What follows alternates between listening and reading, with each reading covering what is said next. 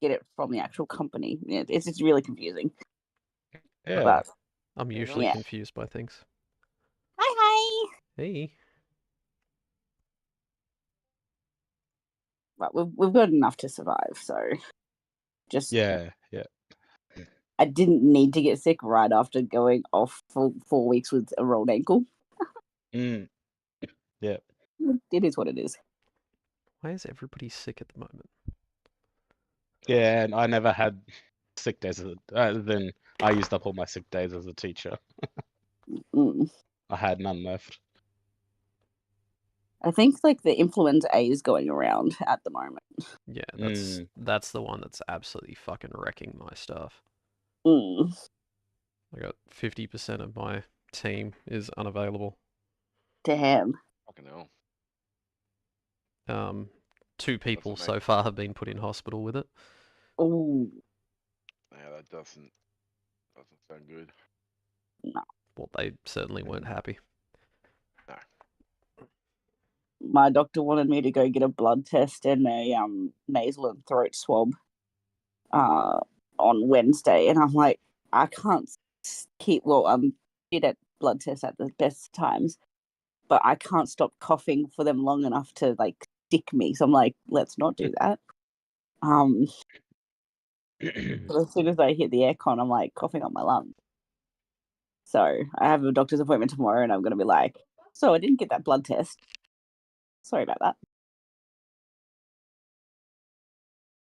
Looking forward to you not coughing so I can actually Sleep. Yeah. Well, it's more I can't. We've got the aircon on heat for Colleen, and I can't sleep in the heat. It's Yeah. You're sweating like there's no tomorrow. I'm so sorry, Bob. Yeah. And I had a 10-minute coughing fit 2 nights ago.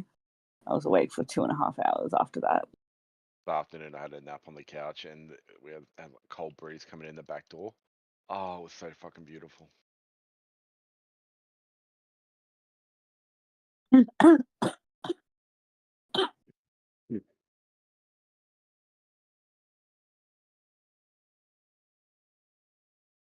Yeah, I Are was we planning to all? actually come over tonight, Nos.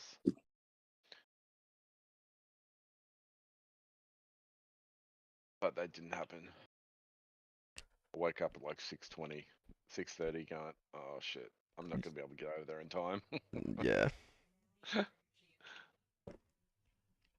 Oh god, just watching some of the diving on the Olympics with Trish, and this chick just fucking axed her feet on the diving board. So she did the backwards somersault and fucking well, snapped her feet. Oh, that looks painful. The diving's actually been really good. I've been watching that at night. We've been watching the most random shit. The speed rock climbing has been my favorite. Oh my god, That was yeah. fucking nuts. Did you see the guy that broke the world record, 4.75 seconds? Fuck! I was watching some of the women's qualifying and it was like 7 seconds and it was done. It was like you turn away, have a sip of your drink, and it's gone. It's like, oh, okay. Yeah, no. One of the 5 seconds or sub 5 seconds. 4.75. It was insane. I'm just like, what the fuck just happened? Fucking hell. There's 3 types of. Oh, sorry. What do we got? Oh, so still got 5 minutes before Rob will get here, so that's all right. There's 3 types of rock climbing. So there's the speed rock climbing, which is what you guys are talking about. Then there's the bouldering, which is like where the pieces of wall jut out and they have to try. Yeah, Like, they've got to pick the Yeah. best route, don't they? Or yeah. yeah. Well, there's only really one route that they can go, but it's whoever can get the highest. I watched that last night. Oh, is that what it is? Yeah. It's like And then- 6 minutes. Yeah, and then there's another one that I can't remember. But yeah, there's a few different types. But yeah, that speed bowl, like The speed. speed where it's the verses is just, I don't know, just nuts. I love it. I think I came out at like 10:30 at night, and I'm like, "Honey, come to bed," and he's like, "Watch this," and I'm like, "What?" Yeah. Well, because we've got it playing on the TV at work. So Mm. when everybody finishes, we've got, a few minutes before we can all pin off. So we're all standing in the tea room, like all of us just gobsmacked watching this once the other night. Just like, holy fuck.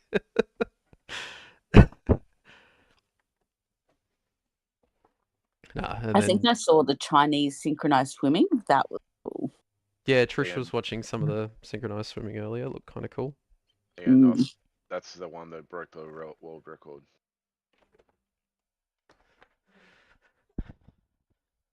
Also, hey Rob, you're early. Hey Oh, everyone. Yeah. Jesus. Did I just sneak in? Yeah, you did sneak in. Rob, you need to go away for 5 minutes and then come back, please. We can't handle this. Too much change. None of us know what to do now. Let's watch some synchronized swimming.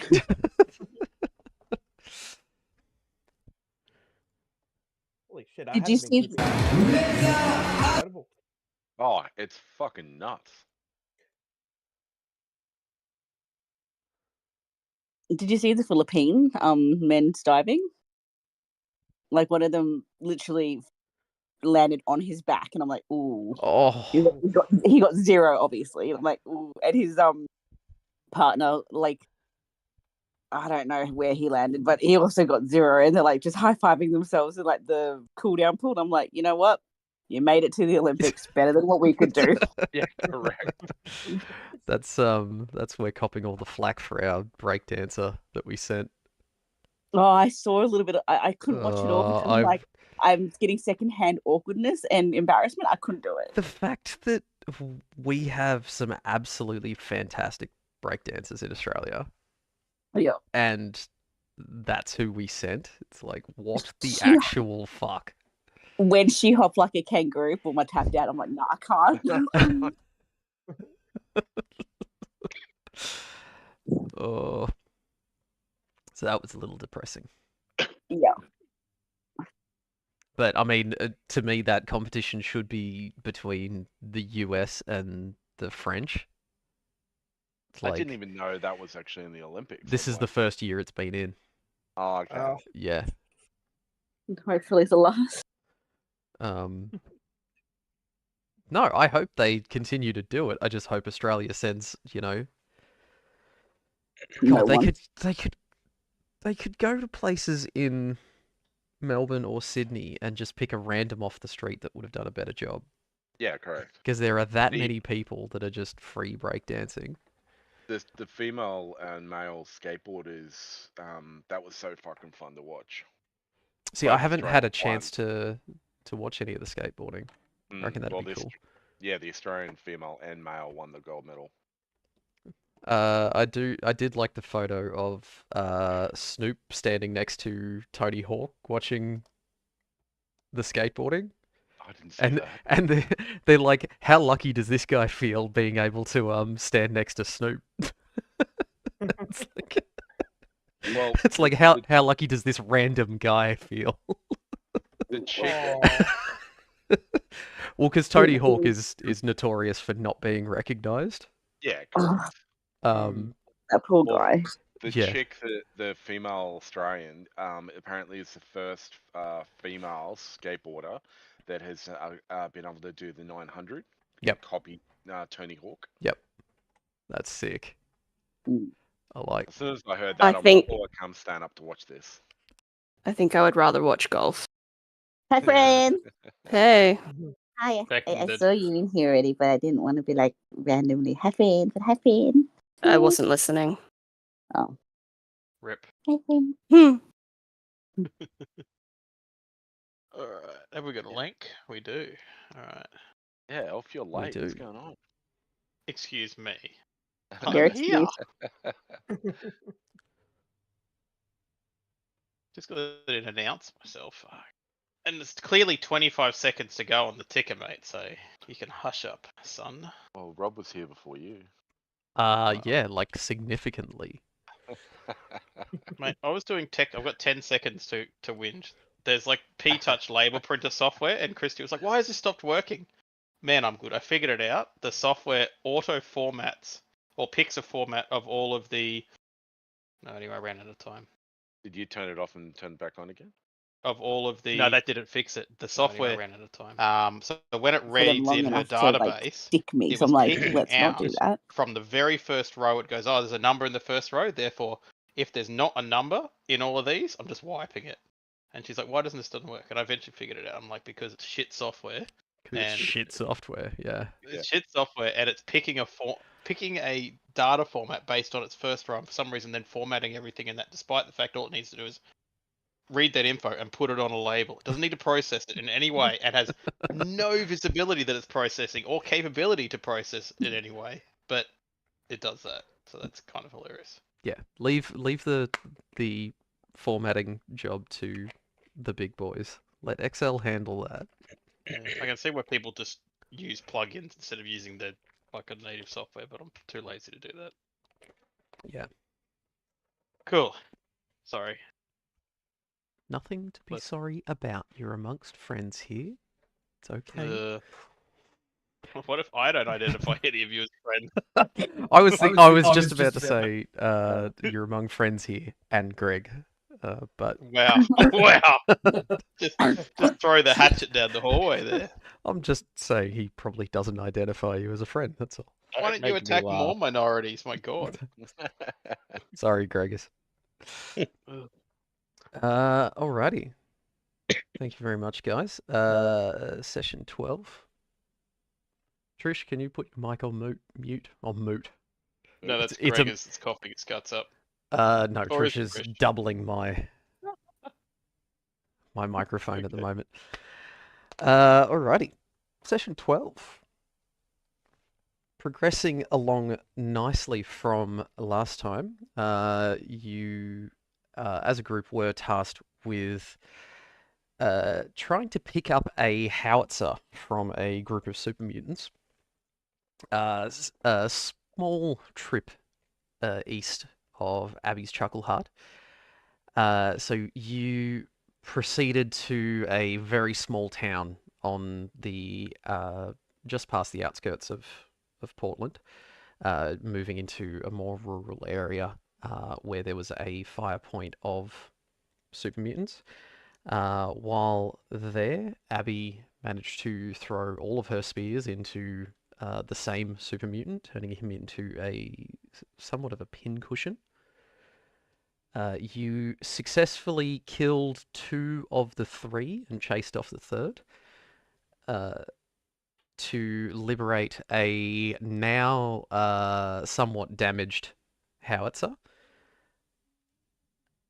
On the return back, you travelled through a military checkpoint that had, due to certain player interactions, become a friendly military checkpoint with robots protecting the road there. As you were travelling towards it, you noticed a group of super mutants attacking the checkpoint, or on their way to attack, through an expert missile shot from Rotclaw. He managed to detonate a super mutant suicider, which then wiped out a total of 5 super mutants in one small mushroom cloud that Marvin then drove through. At high speed, off-road, probably while peeking out of his mind. Yeah, I think. Can we stop? We do have to pause here for a sec because I think we just need to run through as a group how Marvin's life was pretty much taken frivolously, right? Like, I think we need to just. I know you sort of said it, but I just need to sort of make it very clear here of what was going down here. So you had. Sorry to interject. I just want to make this very clear for poor happy Marvin for you here. to cut in. Just how much he nearly died. So we were hooning along towards this checkpoint, and we see these mutants coming up, running up from the, let's say the left, whatever. Yes, it was. And I imagined it's the left. Yes, it must have been. Fair enough. You getting your directions right is impressive. Yeah. Well, I know left and right. Get lost. um, and the first dude is running up, and long story short, he clearly has a nuke that he's about to detonate, and I gun it because I'm not wanting to blow up from said nuke. And Rockclaw directs you through the hand of God to drive towards this dude, and has a miracle dice roll that blows him up with his Batman or whatever weapon he had. I can't remember. It was Missile launcher, whatever. it's a mini nuke. So Rotclaw Yeah. fired a missile Yeah, at the super mutant, yeah. detonating By his some armed miracle mini of nuke. by some miracle of nature, he actually got great rolls and blew up him and like 4 out of his 5 mates or whatever it was, or 3 out of his 4 mates. Him and 4 mates, leaving one badly wounded. And it was from the outside very clean. Yeah. I think if you were doing the risk review Yeah, after the it's fact, called skill. it would have been sketchy. Yeah. Any other scenario of not quite getting all the 6 rolls or whatever, the rolls for the driving, the firing, and the rolls from wherever his mates were or whatever, any of them had been dog shit, you both would have been dead. Yeah, if it had taken you a second turn, Marvin and Rotclaw would have been in the middle of that nuke going off. Oh. So if Rotclaw did not get it right on the first shot, And what's that, 10d6? 10d20s of damage? that was 21d6 damage. Hey, Yeah. we were Did it trying. die? We were trying to save the howitzer and the boss. All right. You, And yep, you, our goal. I didn't give a shit about Hal. I only give a shit about the boss. So yeah. Well, the I- boss was I- riding the howitzer at that point, so. correct. Yeah, exactly right. We were So- fine because we weren't being psychos. We were just trying to drive away from them like you would for someone on foot when you have a car.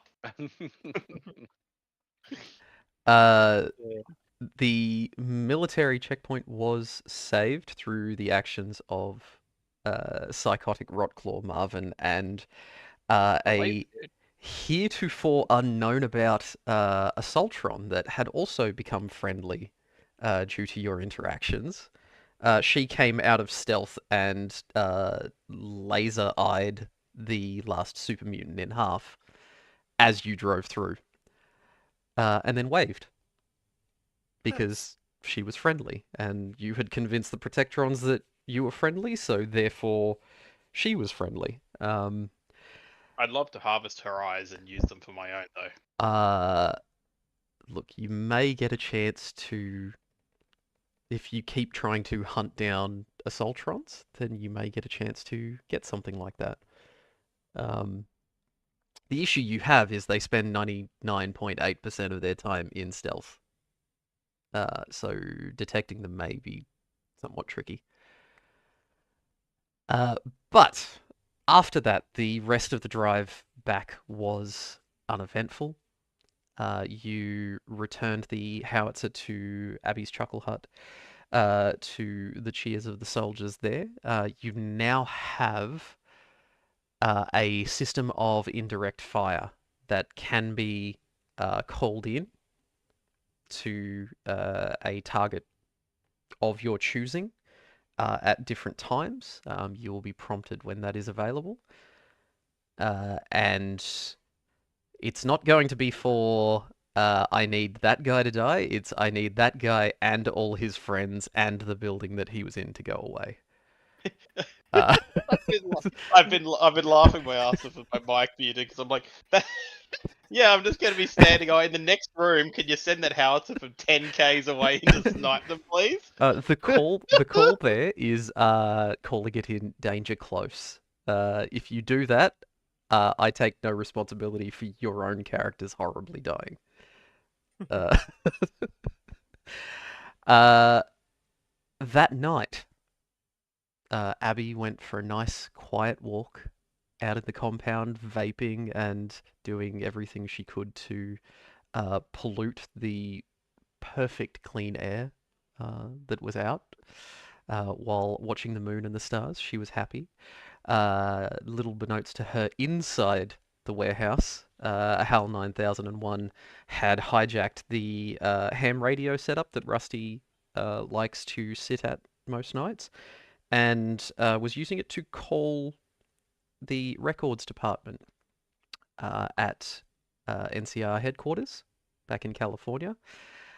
He then fraudulently ordered the personnel file of one Rotclaw, Mortis to be obtained. That has been ordered and may come back in at some point. Currently, he has not been detected for this. And at this point, now we awake the following morning. Now you've already, we've already ticked off your rations and water consumption for that, so that part's fine. Rusty, for your own purposes, if you want to add just 5 rations and 5 water, that would be the component that you would have received up to this point before the rest of the players started pilfering from you, because they don't really try to collect rations or water along the way. I'm a robot. I don't need rations of water. Look, your water is for cooling systems. Your rations are Backup energy supply. yeah, fucking whatever. Emergency battery kits. I don't give a shit. Wow. Also, I love the fact that when inputting a Humvee towing a howitzer being driven by a Mr. Handy robot, this was the best image that I could generate. The doors are weird. I It don't know what's confuses going on there. the shit out of the model. This was the best one. Most of them were robots that were Humvees with giant cannons coming out of them. It was fun, but strange. That sounds amazing. Hey, we've got a portable house, so I love it. No, yours is very much not portable. It is very much stationed just outside the walls of Abby's Chuckle Hut. They will be building some small defenses around that, and that will be dug in. So very much a boon to the settlement. Now, as is typical, you've had your breakfast, you've sat with the soldiers in the courtyard. Jasper is tottering around cleaning up as he usually does. He did mention that the Major is needing to see you all again first thing this morning. Is there anything that anybody would like to do before we get started? So this is the morning of my call, so I have to wait. Yeah. This is the morning of. So you called it about midnight. It's now, what's that, 8 a.m. Yeah. Yeah, okay, no worries. So I'm just hovering out the front. Yep. Marvin's just gonna wake up and go, "What did we do yesterday? What did I do yesterday? Weren't we on the road?" Oh, hey, guys. You are 1 Radex less than you had yesterday. I think you would have popped that immediately as you were driving through the mushroom cloud. Good. You also, during the previous fight to liberate the howitzer, refused to get out of the vehicle and just sat tweaking out with your submachine gun cocked. And if anybody came near the vehicle, you would have absolutely murdered them, but you were not getting out for anything. And upon reflecting of that evening, Marvin will leave his room and go out to join the others. Also, Marvin, you do need to level up, so you just need to add your skill points and combat skill points, and then select level 6, and then adjust your HP. So everybody's back at full health. Right. The major exits the warehouse, signaling for everybody to come over, including a few of the soldiers, general rank and file, have been required.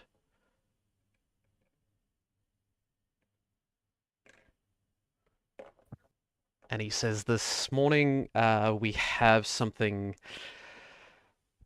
a bit more pressing going on. Abby's group, you will be taking part alongside NCR troops. There is a large offensive that we are pushing, and we need every able body after the ditch was wiped out.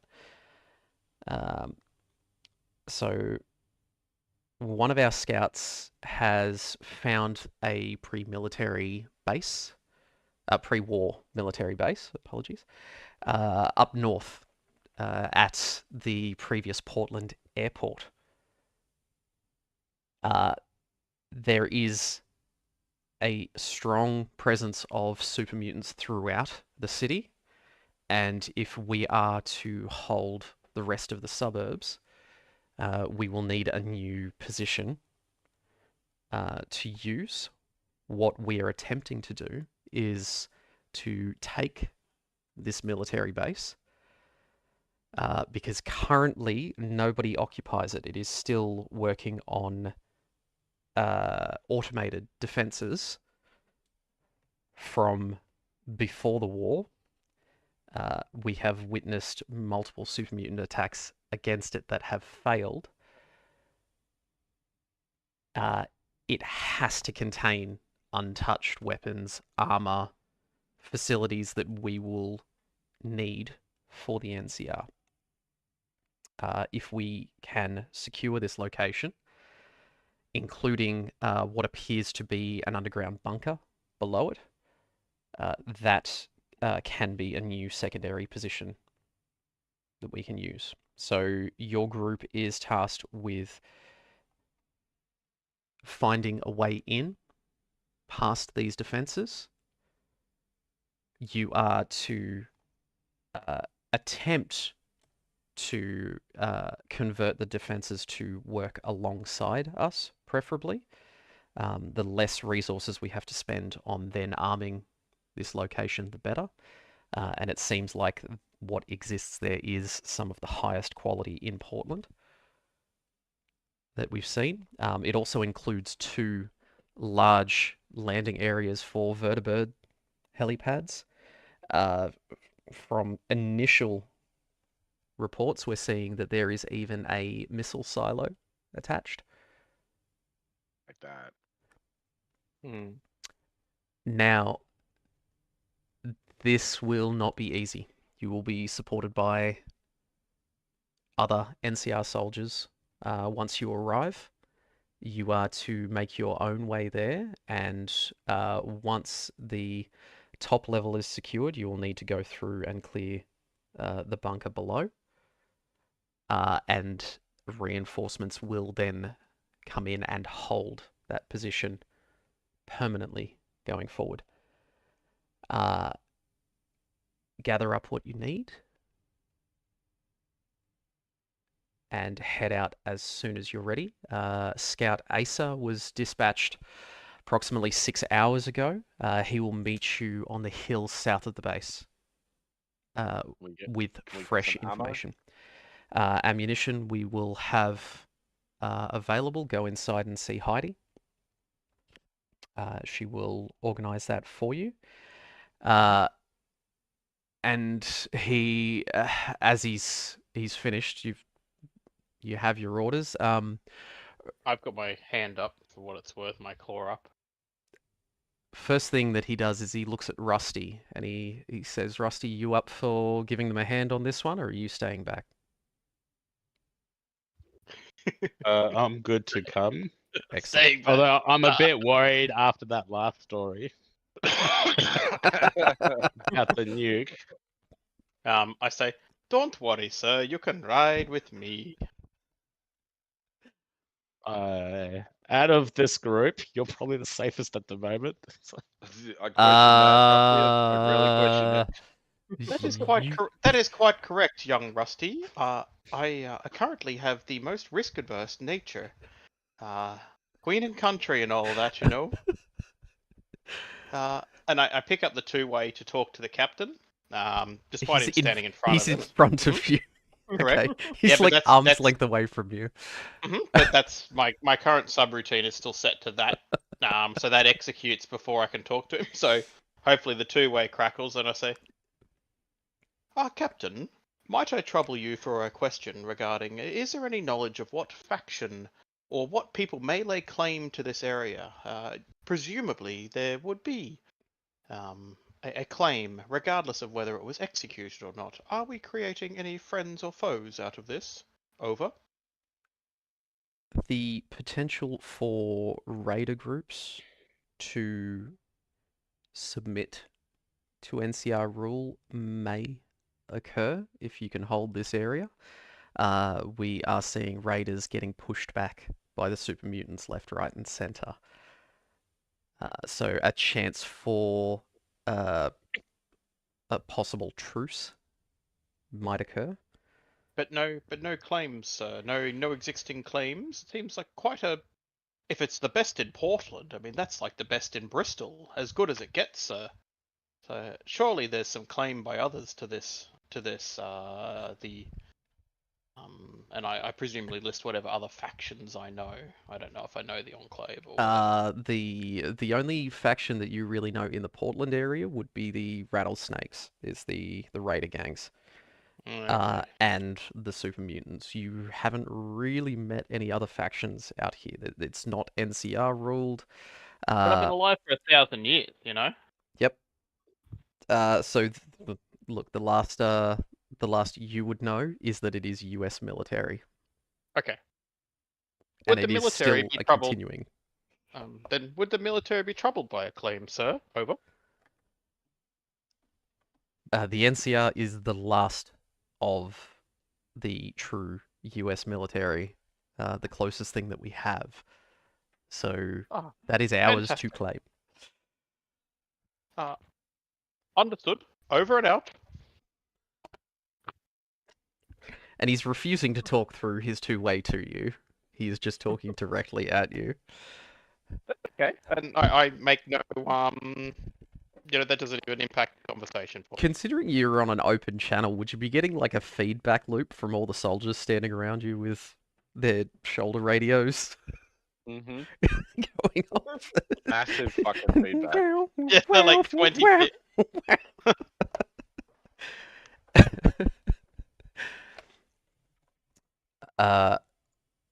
So, about your tasks.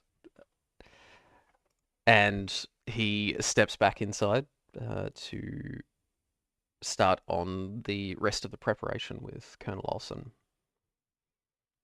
Is there anything that you would like to do to get ready before you leave?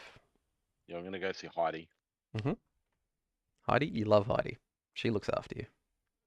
She gives me the weapons. So you scoot inside the warehouse following the major. Heidi's inside, backwards and forwards, collecting what she needs for the day. Yep. Heidi, boss just sent me in here. Need some ammo. Heavy ammo and missiles, please. Missiles. You took our last missile. The patrol group that took your Humvee this morning cleaned us out of the majority of what we had. I've got heavy ammo and I've got rifle ammo. What do you want? Heavy is good for me. All right. You can have half a dozen of each, so 6 units of heavy ammo, 6 units of rifle ammo if you're distributing that to anyone. Rusty, need some ammo. Yes, please. How much am I getting? 6 units. So as in I do 19 plus 6 is 25? 25, yeah. Yeah, Add 21 to that because I'm carrying around 21. So 46 you have now. Wait, you're giving me your rifle ammo? Yeah, he Yeah, I doesn't don't- use I don't rifle use ammo. it. He's just been carrying Oh it. wow.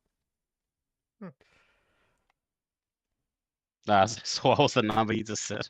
46. Another 40. Yeah, 46 total. I Awesome. understand you, Crook. That's That makes fine. me feel better. We'll do the maths for you. It's all good.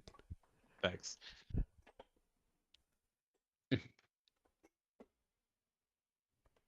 When it comes Hi- to Heidi, anything else, Any stim packs no, go see the doctor about stim packs. or any drugs? Go on the see the side. doctor. You know, no, Yeah, I- remember the you know doctor the gives one. us a little baggie each time we leave now? Does she? Okay. Thanks, He? Heidi. I'll go see the doctor. Marvin's gonna follow. Yeah, I'm Marvin, gonna, let's go. Um, Marvin, before- we need to get some drugs. before you go away from Heidi, Mm, Heidi, I go in there after they go out. Yep. Hey, hang on, we don't want to see the psycho yet. And I walk out and say, Heidi, my dear, how are your freckle tits this morning? That's lovely. And she Uh, closes her jacket and buttons it up. Ah, it's quite alright, love. I have X-ray vision. I believe you forgot to issue the standard issue of plasma and/or frag grenades that the captain asked us for. Would you mind issuing the standard 3 of each that goes with each mission? She just smiles. Plasma, we got none left. Frag grenades, yes. You can have 2 frag grenades. She pulls a big crate out from underneath one of the shelves, slides it across, kicks it at you. All yours, Hal. And then I'd like to Hmm? take 2, but sleight of hand pretend that I only got 1 and put my arm out for the second one / third. Okay, so So you're going to I- try to there's- grab there's- 2 so she can Yes, this- clearly see that 2 have been taken. I'd want to sleight of hand and deceive. Okay, so are you? Because if you hold it, because she's not collecting these, you're grabbing them out of this crate in front Yeah, of but her. I grab two with one claw and like try and palm it like a magician would palm a coin. Try and palm it, okay, and close the lid. All right. So in which case, give me an agility and sneak Okay. roll And I'd like to burn one of our action points as well. straight away. This robot is not very honest anymore. Someone's edited his software. He's a Um, downright Do such a scoundrel horrible now. thing. I know. I've always been great at deception. That's literally my primary purpose. So against that, with those 3 rolls, against a target number of 6, I have 3 successes. Yes, you successfully palm a 3rd frag grenade. Okay, very good. Thank you, Heidi. I won't be back, as you have been saved in my memory. Goodbye. Bye, Hal. And she slides the crate back underneath. Indubitably. Anybody else having a chat to her? I whistle while I walk through my methane port. Marvin will just quickly walk in. Got any fusion cells? Fusion cells. I think I had a couple on the recycler. Let me check if they're done. And she heads up to the back where the reloading bench is, that you and Rusty installed the recycler on. So there is half a dozen units of fusion cells that are completed on charging. She packs them up, swings them straight at you. Cool. Given Rocklord didn't give one fuck about anyone else. Hey, And, he got rifle ammo for Rusty. That's true. all she said. That's all she said she had. Thank you. Actually, could I also grab like a spare throwing knife? Throwing knives. I don't think I've got much. Abby has them like literally sticking out of her bags. Yeah, it's for her, you know, in case she misses. You could We steal don't some. want to talk about it in front of her. Perhaps you should steal some dinner knives from the mess hall. You throw them and the blunt end hits the target. Yeah. Bludgeoning damage. And she looks around. She's like, "Look, what have I got? What have I got?" And she starts rifling through some of the shelves. She's like, Look, even a tennis ball at this point would do. Go I get mean, him, Skitch. You're denying me the ability to say in the heat of the battle. You gave him a right Stanley Rogering, didn't you? For those of you who know your cutlery brands, others Yeah, are available. that's pathetic. I love it. Look, something for Abby. Look, I got 2 more barbed spears. She's getting quite the collection now, isn't she? Yeah, I'm surprised she still manages to hang on to half this stuff, to be honest. Wow. Don't say that. Is that inaccurate that you think you're never going to find it after throwing it? Wow. And with that, Marvin will go with Rockclaw to the doctor, handing one of the spears off to Abby on his way. Excellent. So, Dr. Osborne, looking up as you enter, Marvin and Rotclaw. Good morning. You heading out with the rest of the soldiers today? Yeah, we are. Should be a really hard one, you know. We might need to take the edge off.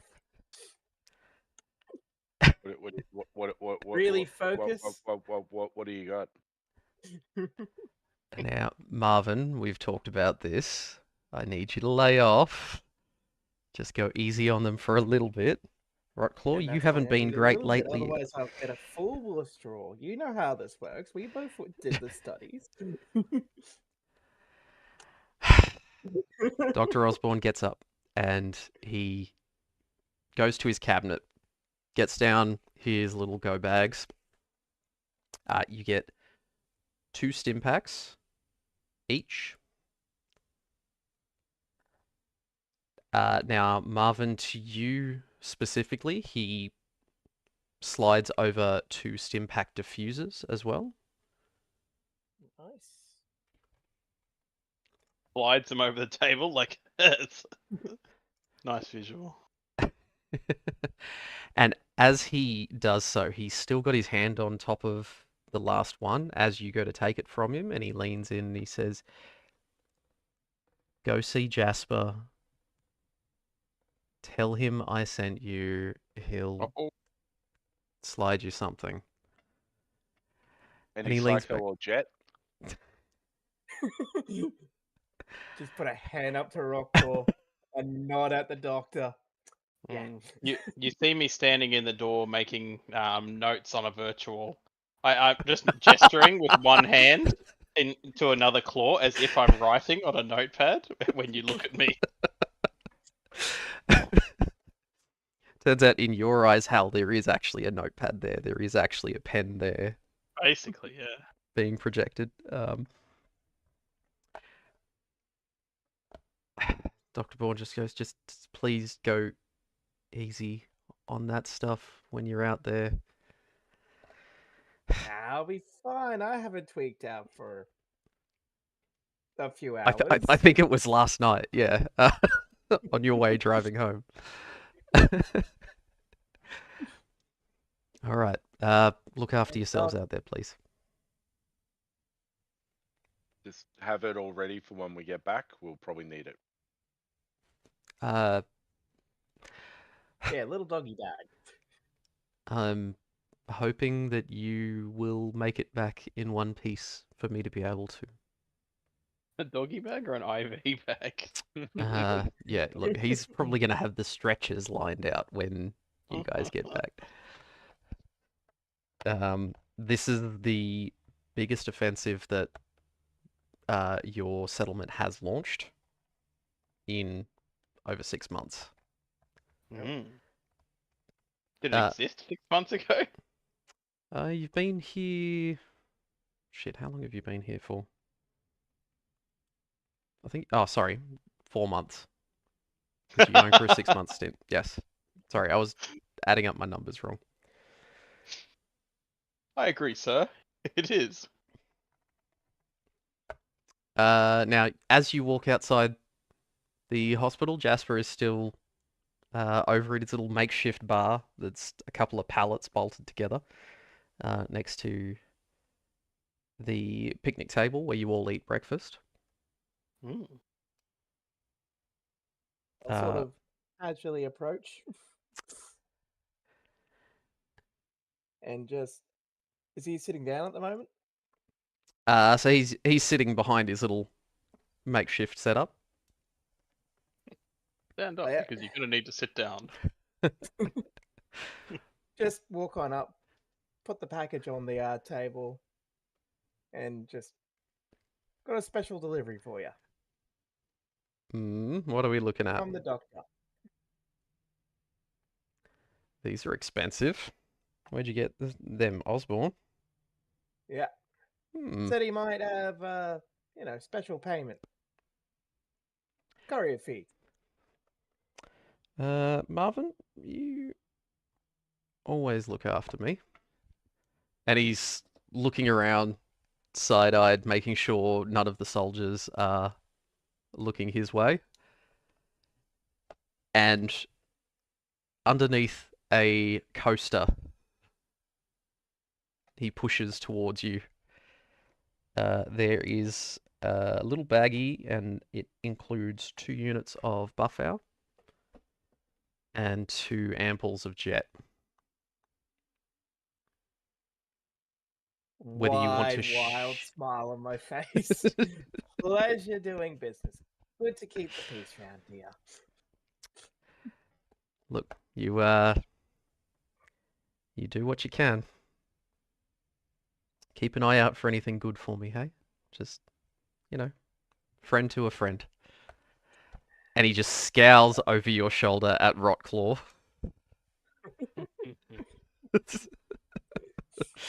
I'll sample it for you myself before bringing it. Yeah, just do it out of earshot of these other goons that we have. Oh, right. Yeah, it's meant to be a secret. Look, they frown upon it. Ruxel. I haven't seen anything. Don't know what you're talking about. Exactly. And I'll toss Rockclaw and buff out. Thank you. What was your achievement for this campaign? I hooked a super mutant on drugs.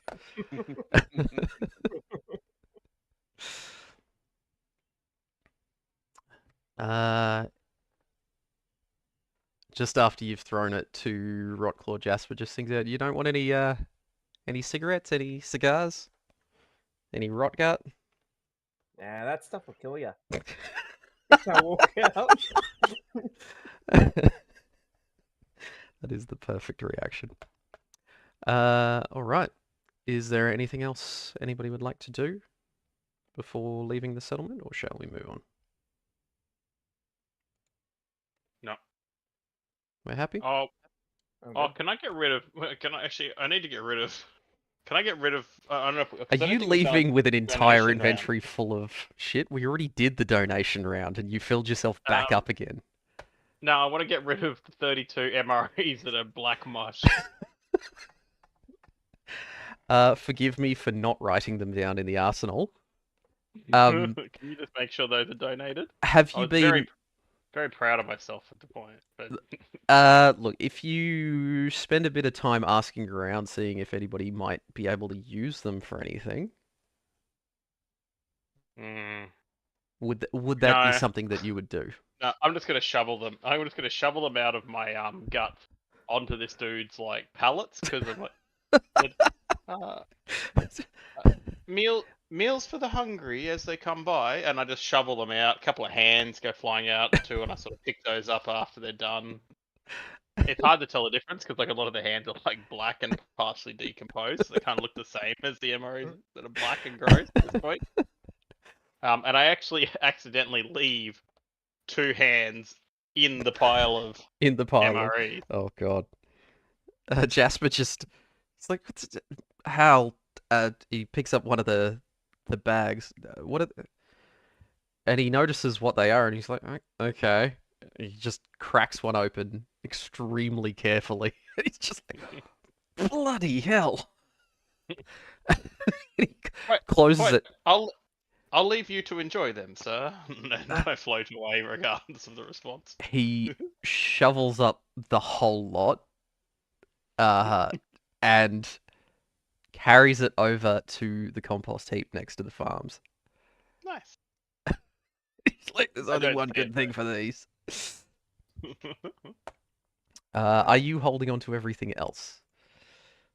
Yeah, I I'm would- full of utility items for me. Sorry. Cool. Others. I just want to quickly donate a fusion battery. Fusion bat. I think everybody else already donated that for you last time. Cool. Really? Before we No, that go, was I'll session 10. You donated that, Ah, still in my so inventory. you didn't remove it from your inventory. That's all. Has anybody else got anything they want to clear out before leaving? Yeah, I'll go see Heidi before we go and just say, hey, I forgot to give you this. I'll give her a plasma pistol. Ignoring the fact that you've got Marvin sitting there with exclusively using energy weapons. Yeah, but he's Yeah, got a Marvin's laser got- musket he's and a got laser rifle. Rifle and musket way better than a Yeah. pistol. Yeah, he's got sick weapons already. Mm. All right, add that to the arsenal. That's why he's not using it. Plasma pistol. Cool. All right. Anything else? For me. I think that covers it. Cool. Abby, you want anything? No. Okie dokie. All That's fine. Rusty can be our pack rat. He's basically got an empty inventory at this point. It's great. Well, considering most Thanks of for you, leaving me with 2 caps. No one's got any cap. you've got more caps than most of the party, so I wouldn't really worry about that too much. I don't think that's entirely true. You've got more caps than me. Rotclaw's the only one who really seems to be collecting them. Oh, no, okay, a few of you have got some now. Yeah. You're doing all right. I mean, Rockclaw definitely has the most. Yeah. Anyway. So you have your orders. You are to head north to this military base. As you're just getting ready to leave, Major Irving just says, look, any super mutant groups you see along the way, take them out. Everyone you remove is one less that we have to deal with. I do the fake gunshot thing with my claw at Rotclaw. Now, how are you traveling? Your Humvee has been confiscated. The howitzer has been set up. You are still left with a serviceable utility vehicle, which is the Ute. You cannot all travel quickly in that. Or do you want to go on foot? Mm. Given every other time we've needed speed on a return, we probably should take the Ute. It's proven very valuable. Yeah, that's true. It hasn't been one of these that having the Ute has not been a good thing. And So, Marvin has become quite attached to it. yeah, and even if we're going along at walking pace, it's fine. So when it comes to Rotclaw or Abby in power armor, one of them can travel on the roof. The other one will need to walk next to it. Hal can hover. That's fine. Rusty and Marvin can fit inside. So you'll be maybe a steady jog. 10 kilometers an hour. Getting up to 15 on a good day. Cool. Yeah, do that. Alrighty.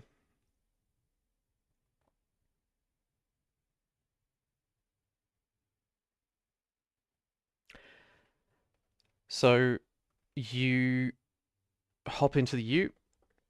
She starts up perfectly. You've spent your time repairing it after it was damaged last.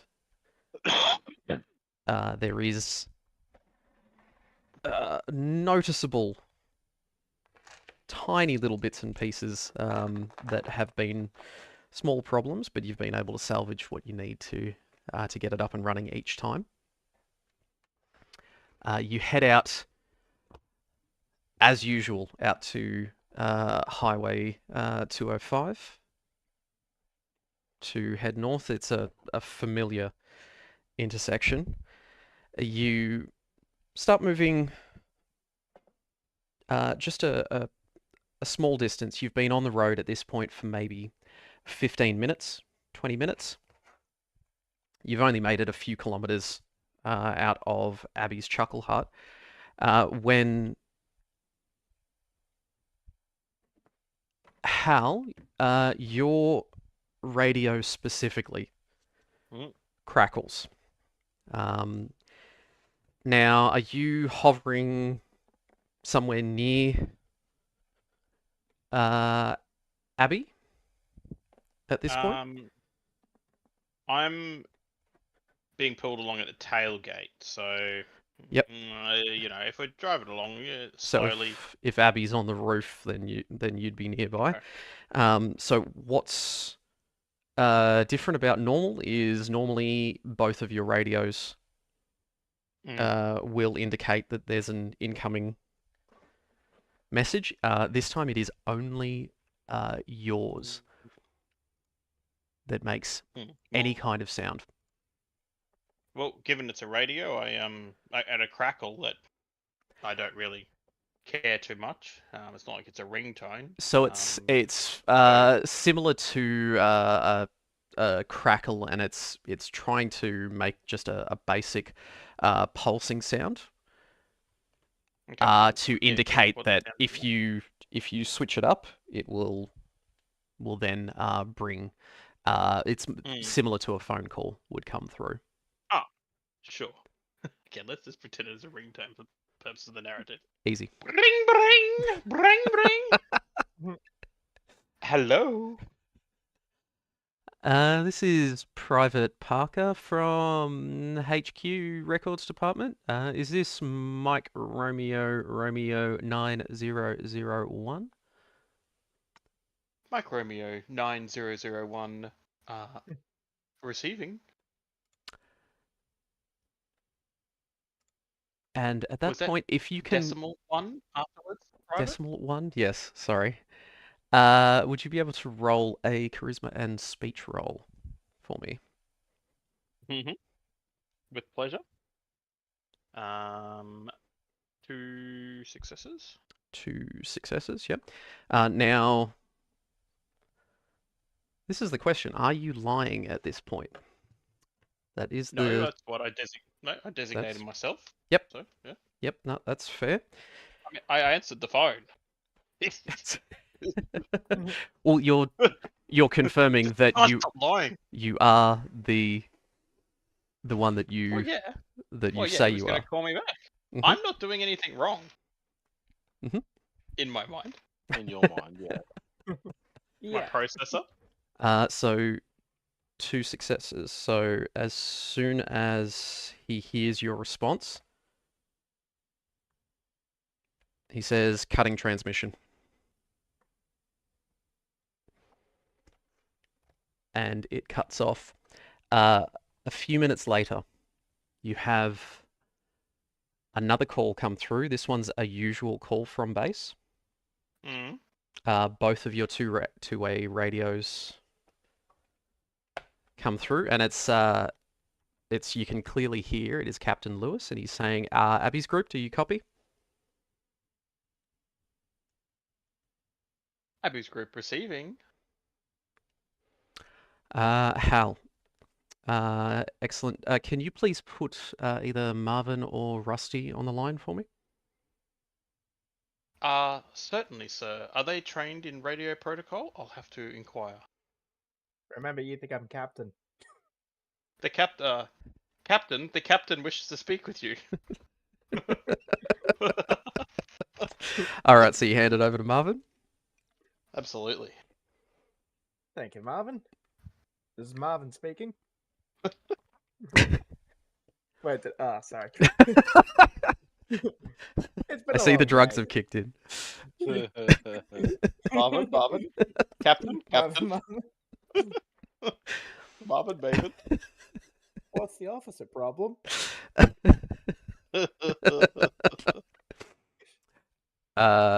As soon as he hears your voice, Marvin, he goes, all right, Marvin, can you switch to secure mode, please? And you know that on the side of the radio there is a switch, which means that instead of it broadcasting to all units, it is only broadcasting straight back to base.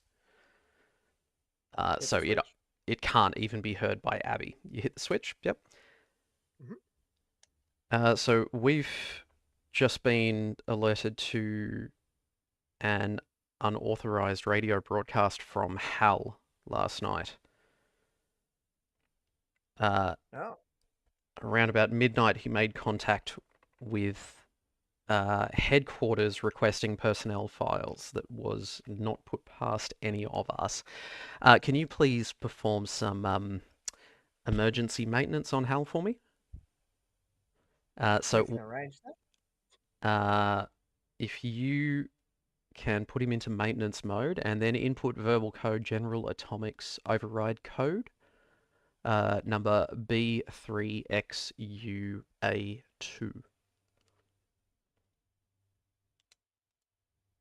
Yep. He Yeah, will that can be done. not notice anything until he gets back to base. We will take a look at what on earth he was doing when you all get back. All right, understood. We'll Excellent. be out. Thank you. Over and out. And the captain cuts out. Now, are you communicating with anyone else what you're doing? Or what you've been told? I'm going to assume Rusty overheard all of that because he was next to me. Rusty's next to you? Yep, in the cab, yep. Yeah. Can I get your help with this one? Sure. All right, and I guess when we pull over for the night, I'm gonna I'll deal with it then. So it's around about midday. So right now that's like something I'll do later. All right, excellent. So you're continuing to head up the road through the area that you've got to go. It's heading more into a northwest kind of direction. So when you went to the water treatment plant, you went northeast and merged onto one of the other highways. This time you're going more northwest towards the old airport. Who's going to be navigating? Marvin, I know you're driving, but are you having one of the people that's on foot or that kind of thing my pointing out for you? Definitely having someone else pointing out things. Who would be navigating in this case?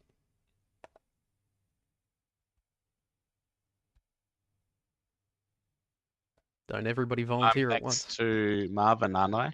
Yep.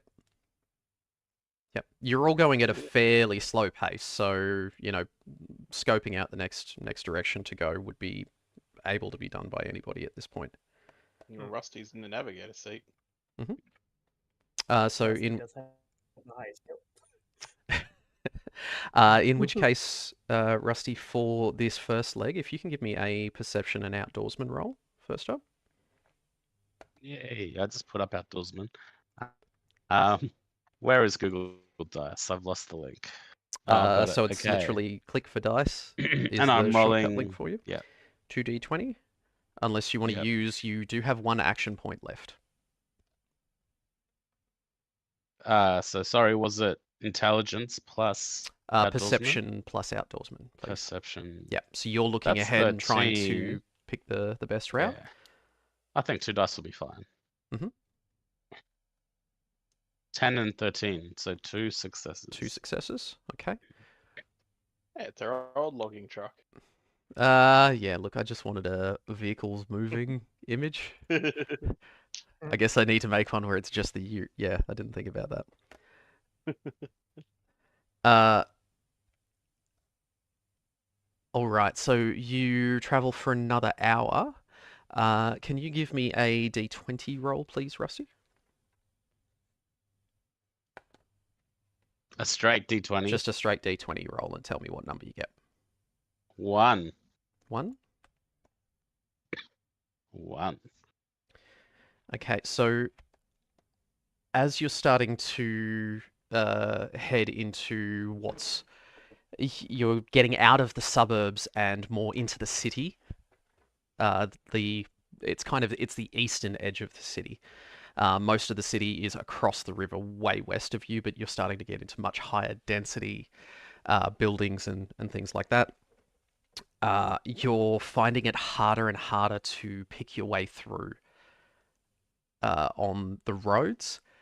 It's getting to the point where you're having to stop, double back, go a couple of blocks over, try to find a way through. And it's proving more difficult each time. With that roll, you see up ahead there is a section that is less dense,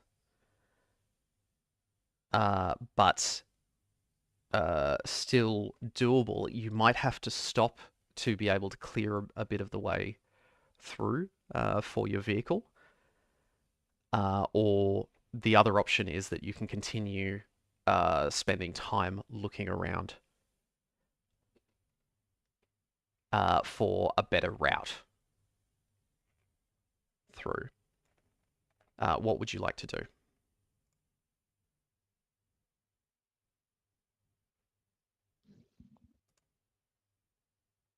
What are we thinking, guys? Hmm.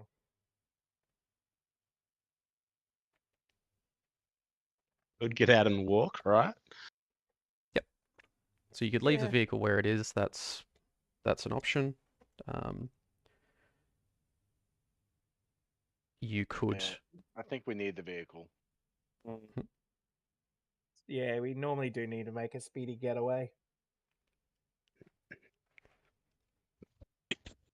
Yep. Okay. In which case, Yep, Rusty. do that. Yep. Rusty, if you want to give me another perception plus outdoorsman roll. All right. Ooh.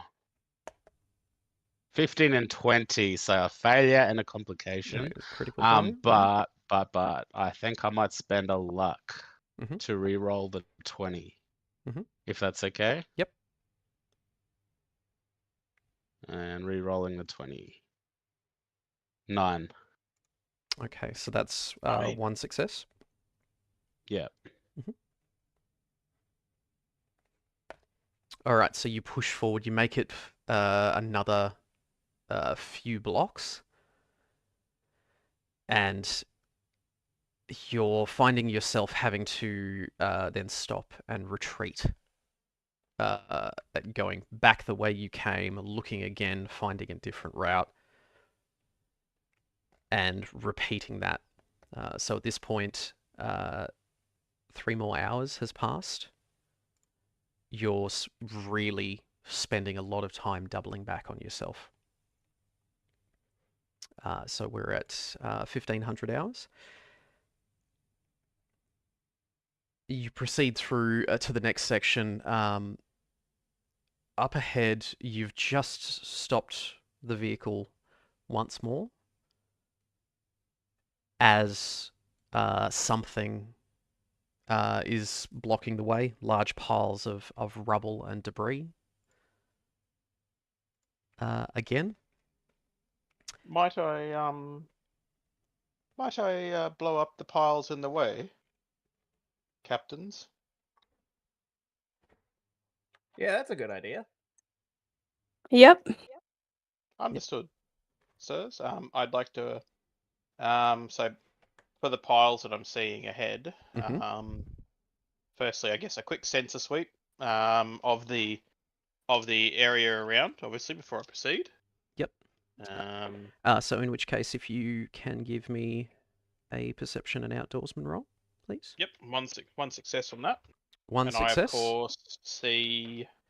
So as far as you can see, there is large craters, there is wrecked cars, there's big piles of debris.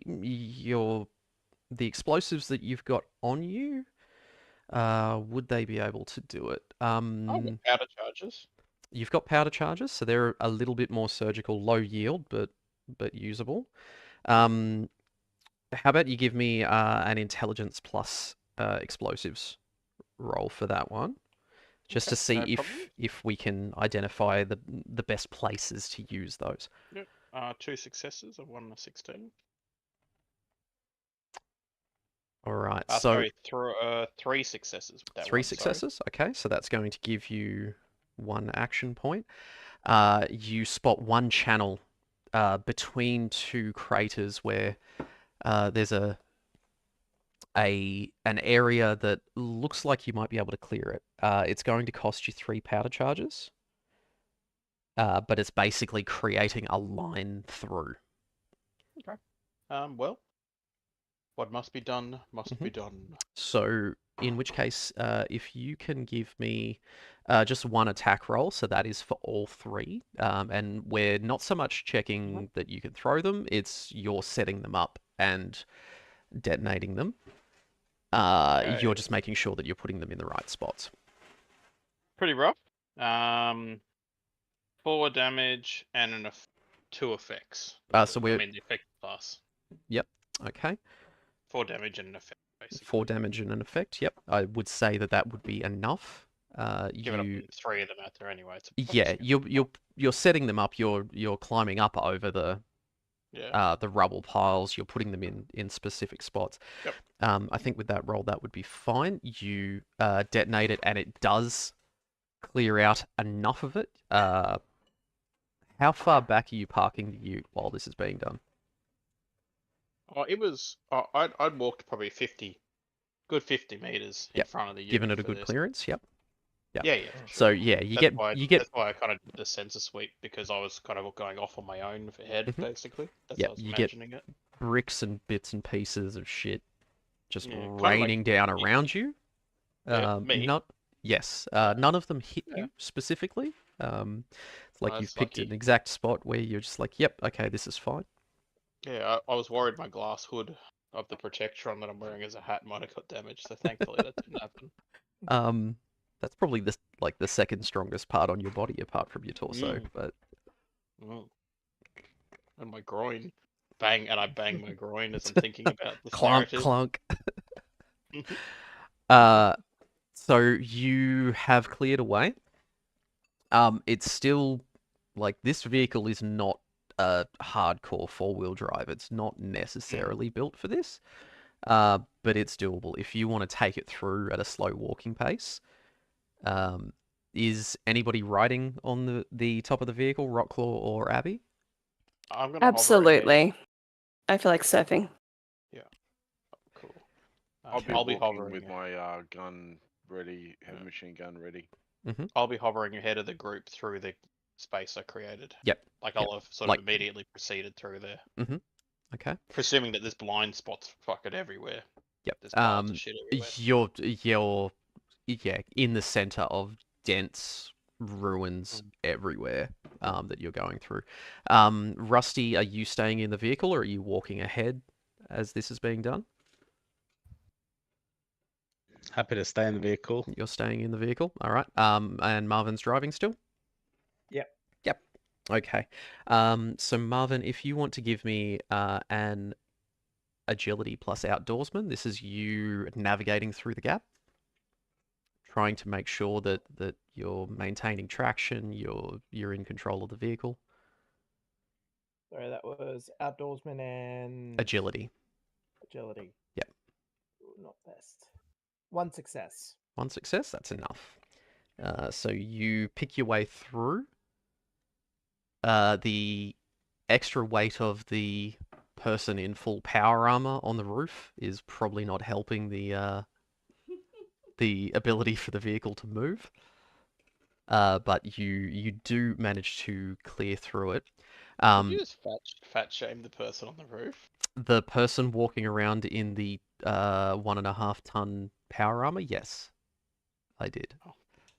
That's well under the carry mass of a respectable ute. So rude. It depends on the ute. This ute is full of tools and bits and pieces of parts and things like that at the best of times. It's probably at max weight limit. So you clear your way through. Rotclaw, you said that you were itchy trigger finger and like watching out. Mhm. Can you give me let's say a perception and big guns roll?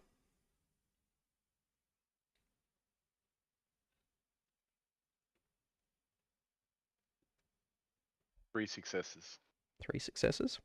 Oh, actually no, because it's a gun. 4 successes, because 4 big successes. guns is my tag skill. So you generate 2 action points. As you're moving through this area, like as you've started to enter the ruins, it's normal to be hearing pops and booms and little bits of gunfire that are way in the distance. It's the dullest of thuds. Your ears perk up a bit. Something sounds a bit closer. It's not enough to concern you.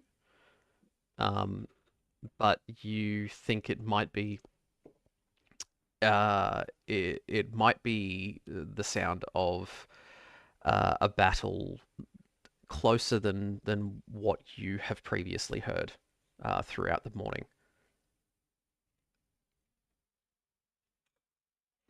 So are you going to then continue at normal speed from this point? You've got a bit of a clear run up ahead. Or are you wanting to speed up? What are you wanting to do? I think we should just keep going at normal speed. Just be just be aware. Yep. Yeah, that sounds good. Were the noises from the direction that we think the place we're going to is in? Yes. Yep. So you're heading towards that direction. Then I as you're say, working your way through. hopefully that's the automated defenses removing the resistance. Those nasty rattlesnakes. Pack of coffee drinkers, ma'am.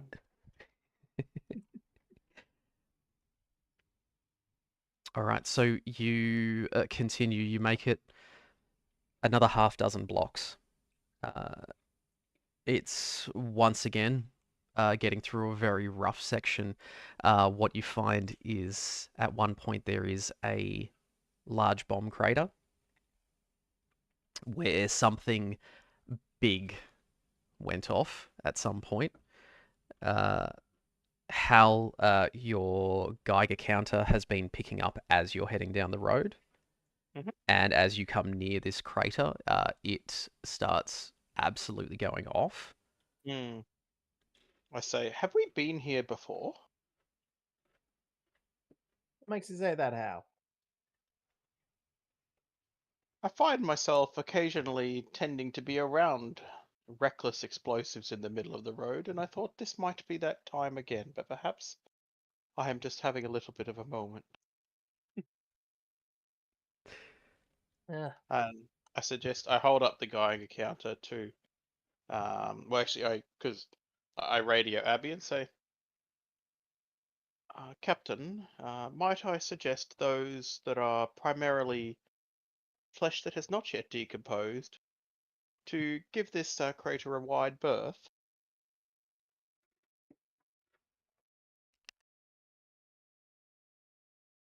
Can I even Over. hear this on the roof? I radioed you. He radioed you directly, so. So yes, because your Hmm. power armor has a headset in it, I believe. Ah. I'm gonna say, well, probably a good idea, but how about do not throw me off the vehicle? Very well. Thank you, Captain. And I walk up to the window of the Humvee and say, Captain, the captain wishes for you to take care when skirting the crater. Duly noted.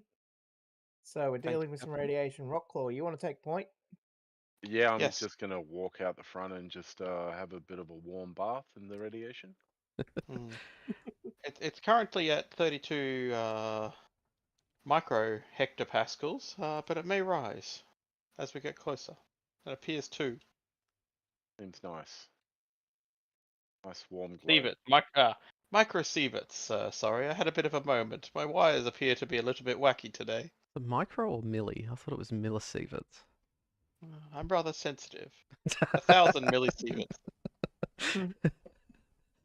Rotclaw, as you come up next to this crater, you are reminded of, at this point, it's nearly 100 years ago now, when you were in Where you were born. the Master's Army. Yep. So this was post-dip. You were at a Westech research facility that had directly taken a nuclear hit. And it's been that long since you have felt that same amount. This seems to have been one of the points where a nuke hit Portland directly. Everything else you've felt has been quite minor in comparison. As you put your face out, feeling the warmth on the edge, you put your face out over the edge, and the radiation still pluming up is even too hot for you.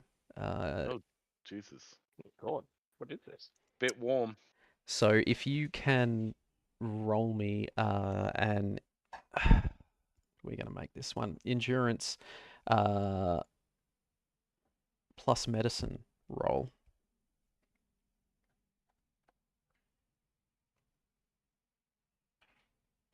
2 successes. 2 successes. So you jerk your head back. That's the first time in a long time that you have felt pain from radiation. And that concerns even you. Yep. Guys, we need to move over a bit. That's a bit even sore even for me. Now the road passes by this crater.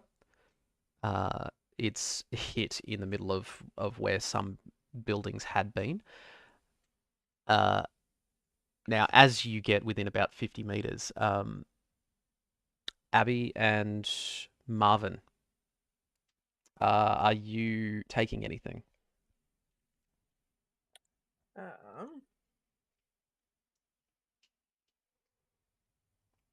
Is there a pre-thing you take, or you can only take like a Radaway once you've already been exposed? So you've got a chem called Rad-X, which you can take. It gives you a very short period where you can be immune to most forms of radiation. My captains, might I suggest a spot of Radex for this? It's not quite the tea that I love so much, but it may help your skin not to detach from your bones. Doesn't have much of a bite to it, but yeah, that's a good Yeah. plan, Hal. I'll take mine. I suspect low bite might be the That is aim your of today, suggestion. Captain. Yes, ma'am. Now, Very good.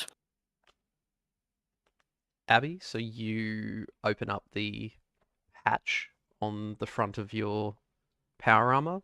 The face shield moves up. Are you popping the pills dry or with water?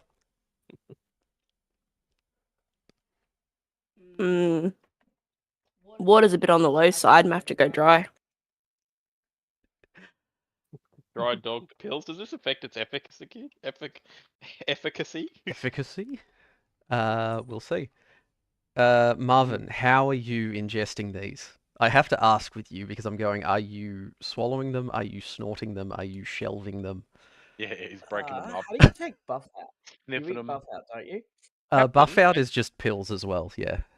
Captains, So I did a I'm gonna. search of my I did a search of my annals, and I understand that the most effective way of taking drugs is rectally. Might I insert one for you? I can spin my claw. Not today, Hal. I'm not feeling too adventurous. I say as I'm mixing the buff out with the Radex, Radex and snorting it. I let the hand freewheel down, so it kind of like just very slowly pulls to a Just- stop, and kind of sadly that I wasn't able to do my duty. So much emotion in one little robot. So I'm taking Radex and buff out at the same time. Yep. All right. So I will get both of you to give me an endurance and medicine roll.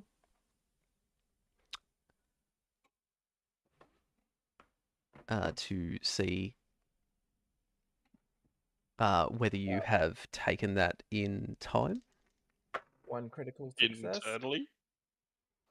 One critical success. Yeah, it's a critical success when you snort it. Medicine and what? And mixing Endurance. I love mixing my chemicals. That's the best kind of chemicals. it.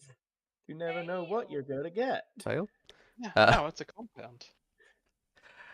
So Marvin, your Radex takes. You wouldn't let Nice. any of this go to waste. Abby, you find the pills sticking in the back of your throat, and you're not able to swallow them. Anybody have any water? Quickly, 'Cause but I I can don't. assist. And I start dispensing. A hose comes out of my mouth, and I start dispensing water into Abby's mouth. It kind of comes out like the alien mouth. And it starts, I try and like put it into her mouth, and obviously you have to tell me whether you let this happen, but my intention is to extend it out, pull up really close to her, extend it out of my mouth and into her, between her like lips and teeth, in order to squirt some water in. Oh, this takes me back. I'm not your first day, Captain.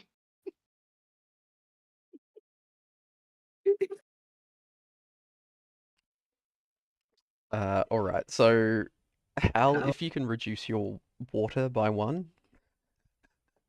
No worries. So as long as you don't put your bodies vertically over the crater, you are able to get past this area as a group. Rusty, you're probably feeling nice and warm at this point as well. Sitting in the passenger seat, you're far enough away.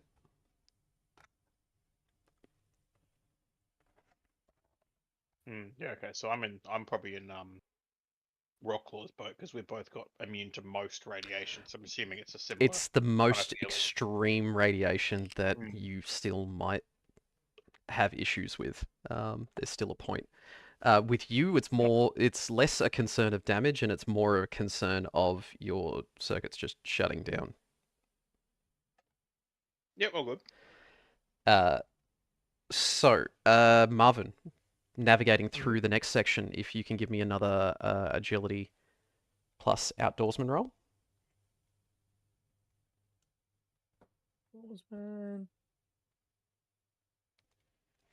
And this is just 2 you trying fails. to hightail it past.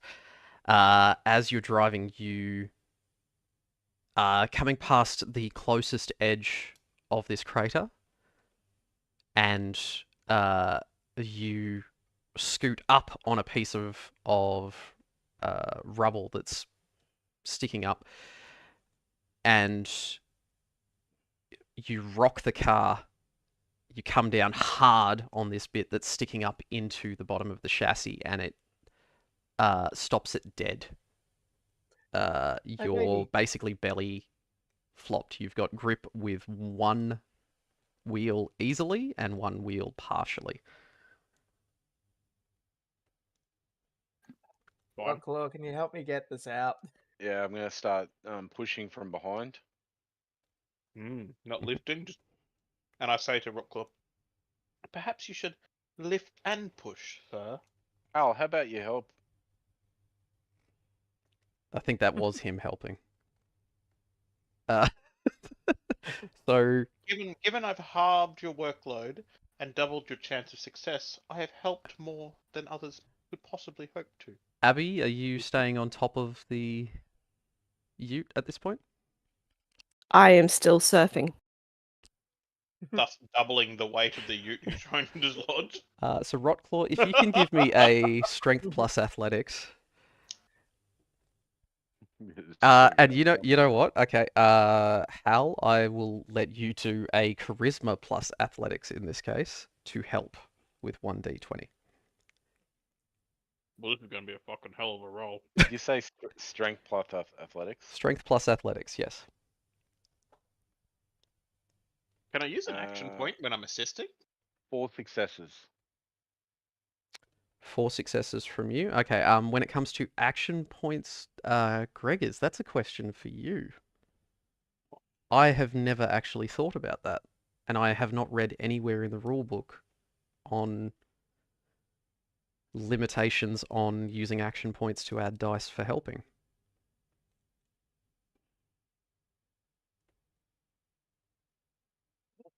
The first dice costs 1, then the next one costs Yep. 3, then the third one costs 6. But it's specifically for the help action, because all it Yeah. states is that they get 1d20, so I'd Yeah, say I thought you can't. I thought all you do is the 1d20, but just the 1d20. Alright. Let's just go with 1. Okay. 1 extra success. So I think that's 5 total anyway. So it's a moot point, I suspect. 5 total, so you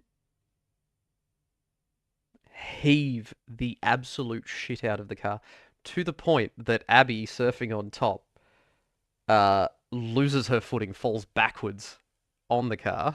She should be able to test for that. Oi! I said not to do that.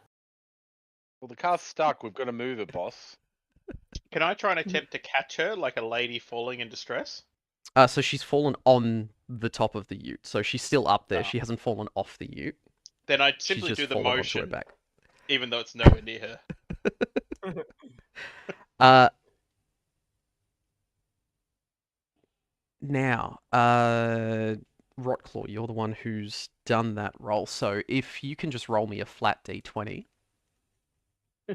Where she shoots him in response. Not 19. 19? Okay. Oh, that's right in the kneecap. Let's go. So immediately after you push the vehicle, it gets traction again. Marvin, you shoot forward.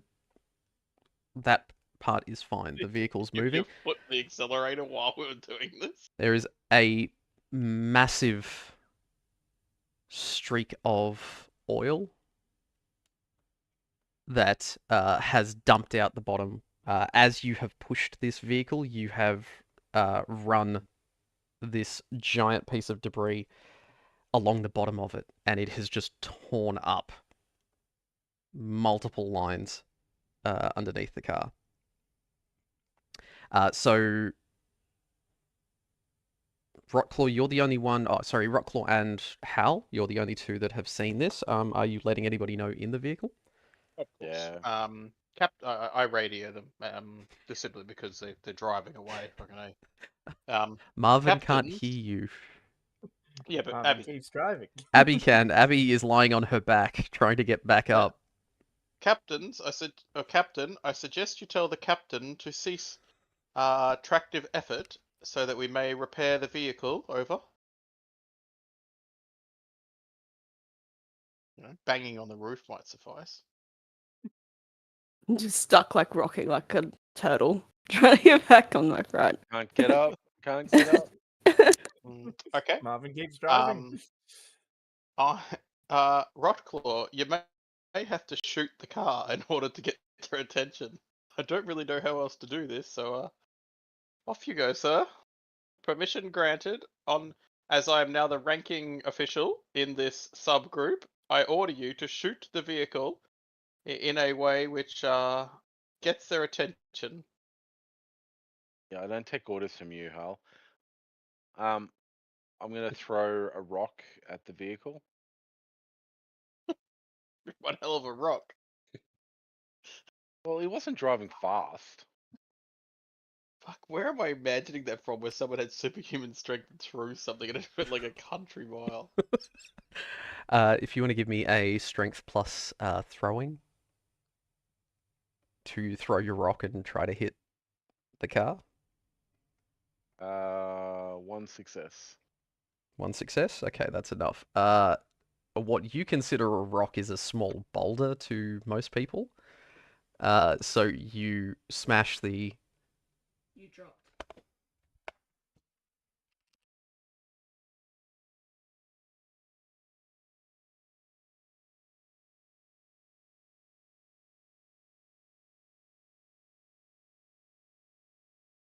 Welcome back, Carter. Mike.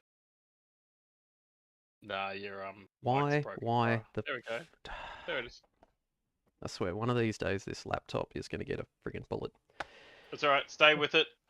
He threw it and it was so like a big rock and It was a giant rock that then hit the driver's side mirror, smashing it off. But it certainly got Marvin's attention. and I'm waving. I'm waving. He can't look back through the driver's side mirror against can he? I lean out the window. I'm just going, what the fuck, guys? This better be bloody important. You've got Oh, an my oil leak. We've got to fix it. My baby, no. Well, Dive out and start looking. well, technically you two have to fix it as you're the I mechanic. also dive out and start looking. Dive out the window. I'm high. I have an excuse. It's like and there's spiders in the cabin, so make haste. So I then go, hey boss, do you want to hop down and we'll lift the car up so they can repair the vehicle quicker? Are you still turtling on the roof, or...? I've somehow managed to roll off, and now the car is not moving anymore. I just roll off onto the ground. You can probably just roll off onto the side gracefully. Stepping down from the vehicle to get out of the way. Now, at this point, you are still 20-odd meters away from the edge of this crater.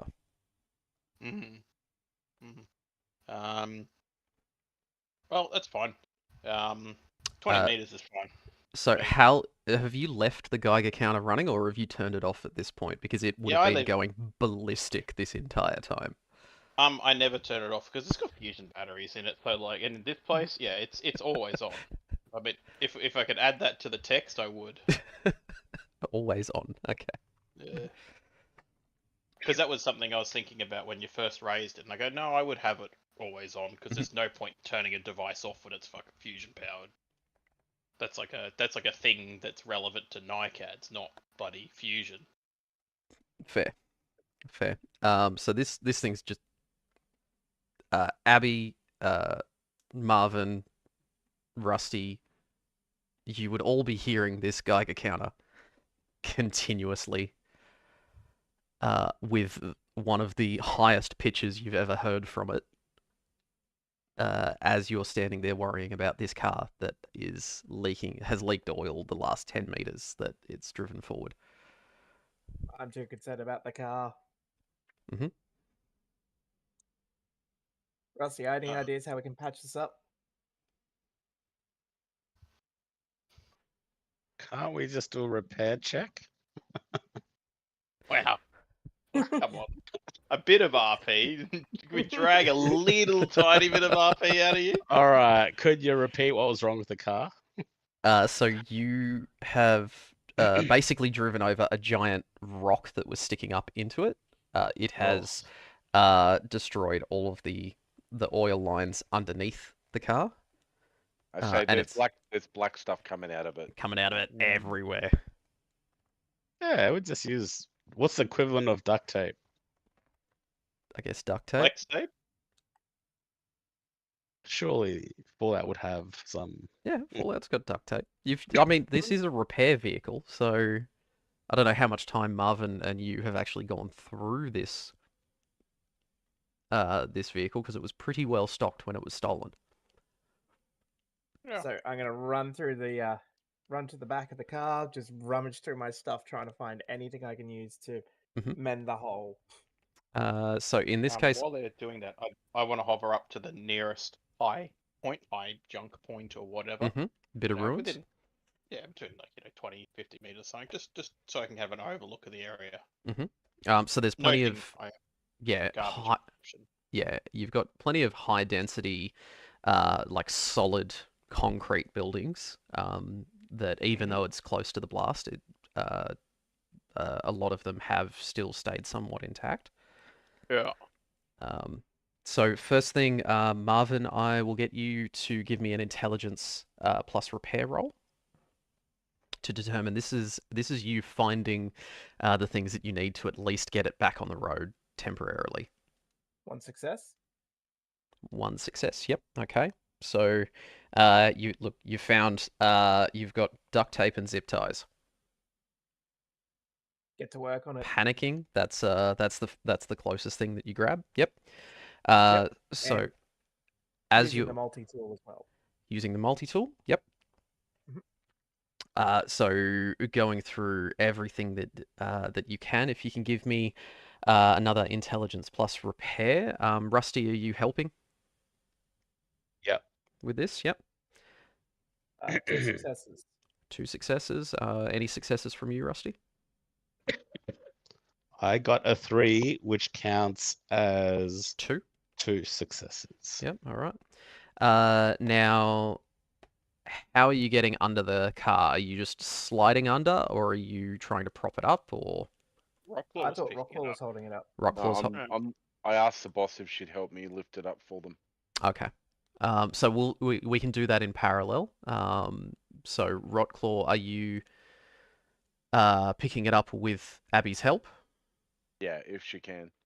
Okay. So Rotclaw, if you can give me a strength plus athletics roll, and then Abby, if you can give me a strength plus athletics with 1 die. Yep. 2 successes. Yep.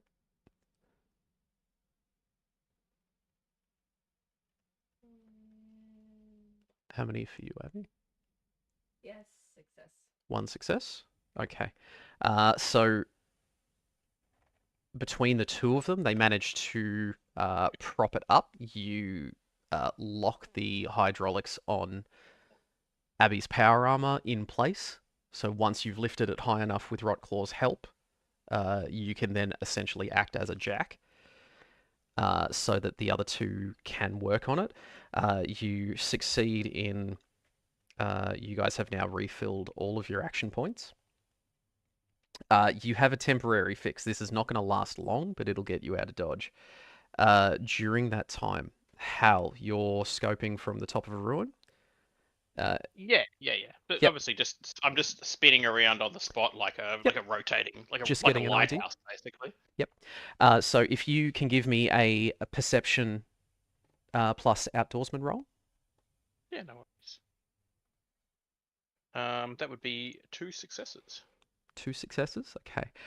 So today is particularly clear. There's not a lot of debris in the air. You do see some shifting, what looks almost like sun rays, but they're coming out of the crater near you vertically, straight up into the sky. And they look a bit weird. It's a old phenomenon known as, I think it's Chekhov's radiation. Is that correct? Where it creates these beams of light coming up. I That's think that's familiar. it's the coloring. That's like the coloring in the water, I think. So maybe that's it. Oh, Yeah. I'm getting confused. Yeah, there's one of them. Anyway, so you're seeing Anyway. these beams of light coming up. That's the only disturbance. In the direction that you're heading, you're seeing from your vantage point block after block that is leveled, that is just junk everywhere, and past this point the roads are getting harder and harder to even see, even from above. Is just something that you notice while you're up there. Yep. No reaction or communication to the group on the basis of that. So are you just coming straight back down after you've done a If quick no, 360? I'll stay up there for the duration of their repair. Yeah, but while once they're the repairing? repair is, Yep. Once the car's put back down, So- then of course I flow it back down. Yeah. Yep. So as you're working on that, you see Abby's power armor. She releases the servos on her arms, drops the vehicle back down onto its wheels with a bit of a thud, and that indicates to you that they're ready to go. Marvin and Rusty, you're hopping straight back in and getting it going? Yep. So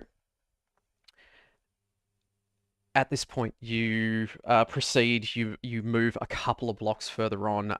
You're starting to notice what Hal noticed earlier, which is that it's getting more and more scarce, that you can even find a bit that you could refer to as road in this direction. There has been very high density buildings that have come down after the nuclear blast that are completely filling the streets.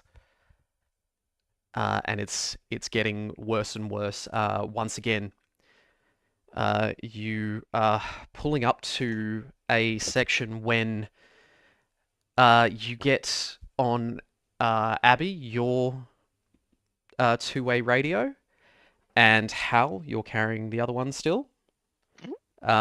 So both of them, you see the red emergency light comes on, and you hear a slow pulse come from both of them in exact sequence. So where you are both on the vehicles, you hear it's a rhythmic pulse about every 30 seconds. Okay. I'll do a quick, That can't be good. I'll do a simple algorithm search just to check it's not Morse code or any known sort of like, the things that I would reasonably know as a robot, the basic. Is it Fibonacci? Is it Yep. Is it a count? Is it a steady countdown? Is it Morse code? Just a very simple scan for that, for basic patterns or Yep. or So familiar waveforms. in which case, if you Quick can little FFT. intelligence plus science. Oof. What's that? 5 and 11. Intelligence plus science. No, that's 2 failures. 2 failures? Can I? Well, can I? I can reroll one with luck, can't I? Yeah. Nah, that's okay. I run an algorithm and I don't notice anything familiar about the noises. Yeah. So nothing specific.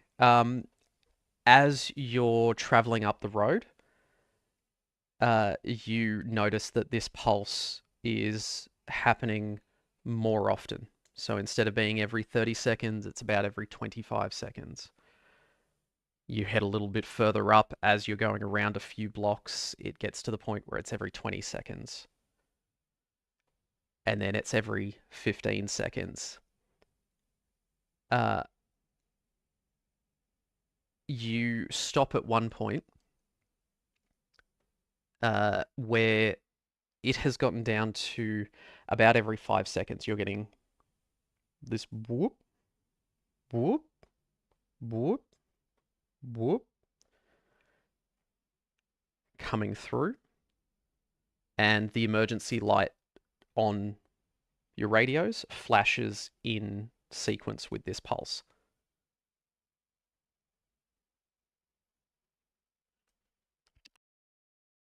What is that supposed to mean? Unknown, Captain. It does appear that through observation, the pulsing has gotten quicker as we progressed a distance. Pulse versus distance, the ratio is decreasing. I suggest we have 2 options if we are choosing a maneuver relative to the pulsation of the LED light. We can either move closer to the presumed origin, or we can move steady or further distance away, Captain. Is there any possibility that I might actually know what this is? Depending on if you were listening when you received the two-way radios. If you want to give me an intelligence plus science roll.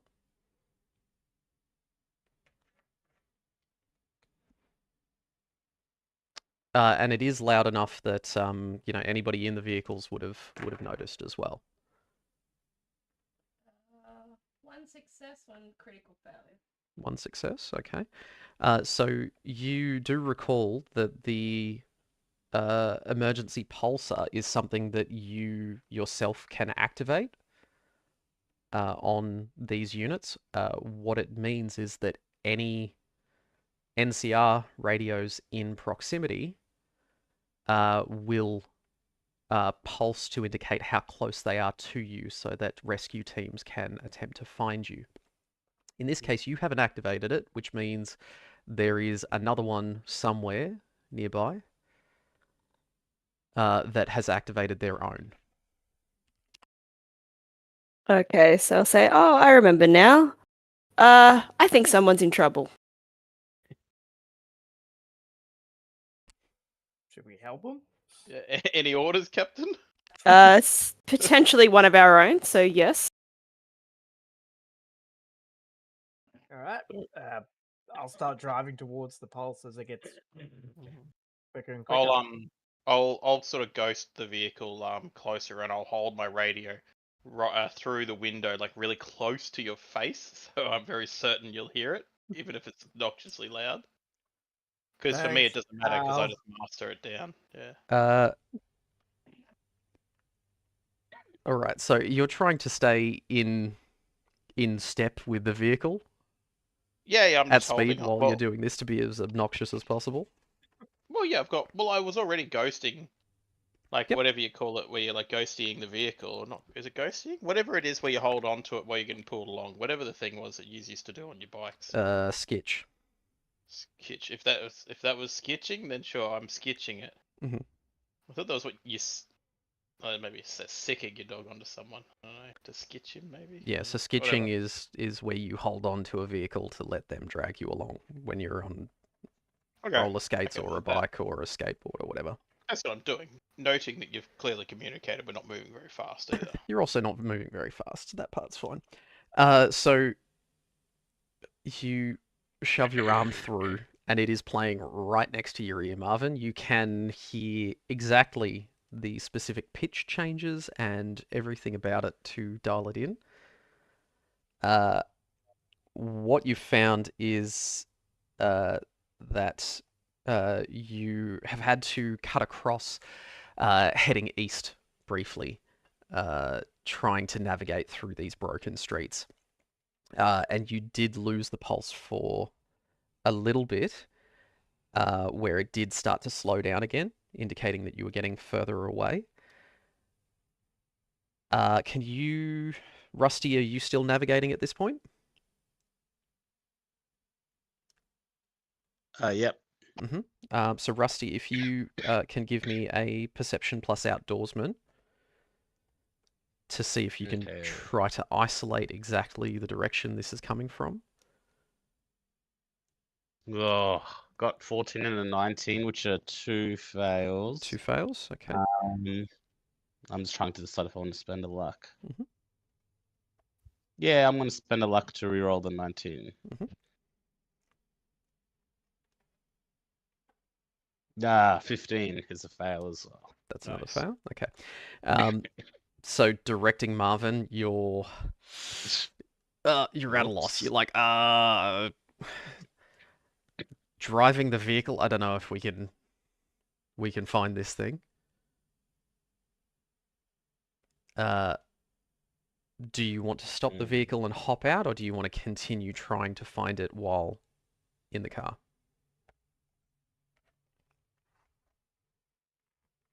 Probably Perhaps we be should. easier on foot. Perhaps we go back to the shortest pulsation point to start that journey. I suggest that we put the vehicle in a discreet alley, or in a manner that is somewhat discreet and doesn't look like it was just driven here, captains. Yeah, good plan. All I'll right. take the keys. keys would be the first thing.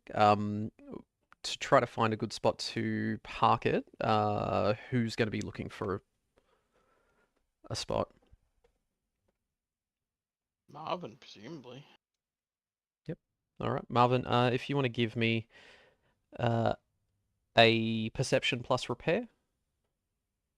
Perception plus repair. This is, you're just looking for a place to somewhat hide the vehicle. 2 successes. 2 successes, good. You find a perfect spot. So there's an alley where there is rubble that has fallen on both sides, creating a bit of a U shape around the end of it. You park it in there, and there's a large overhang where a fire escape has fallen down between the buildings and is lodged. So from most angles, you can barely even see this vehicle once you park it. If you're then following the pulses on foot, Abby, it's coming from you and it's coming from Hal. Would you be marching ahead or would you be sending others ahead? Hal, lead the way. Of course, Captain. I wouldn't have it any other way. Man, Yep. I float my couple of meters ahead of the group. Maybe 5 meters ahead of the group or something, depending on whoever's next. But it is my intention to pace myself around 5 to 10 ahead of the group. Yep. And then rest of the marching order. Who's next? So Abby, you following Hal straight up? I just want to know who's second, third, fourth, fifth in position. Someone in front of me. Another one. You want someone in front of you? So we got Hal at the front. Who's second? I'll go. Rusty? Third? So Abby's going to go third behind Rusty. Yep. I'll go behind Abby. And Rotclaw covering the rear.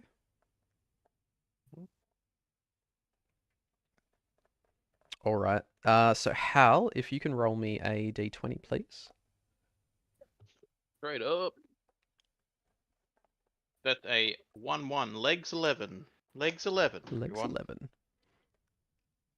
All right. And Rotclaw, because you're in the rear, if you can roll me a perception plus outdoorsman.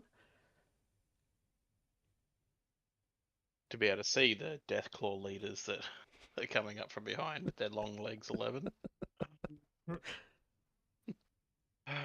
Sorry, I had to get back to the computer. So, sorry. No, you're right. What is it? Perception plus Outdoorsman. Horseman? Yep, you're just keeping an eye out on the rear. Yep, 2 successes. 2 successes? Okay. All right. So none of you see anybody around as you start climbing up and over rubble, following the pulses on your radios. Coast remains clear, Captain. The pulses start getting very, very quick when you come up over one bit, and you end up, you're about a block away from where you parked the ute, basically straight northwest. So where a lot of these streets are very much a grid pattern through here, you're essentially 1 block over and 1 block up. And you come upon, as you get to the high point on the rubble, down on the street ahead of you, you see 2 figures.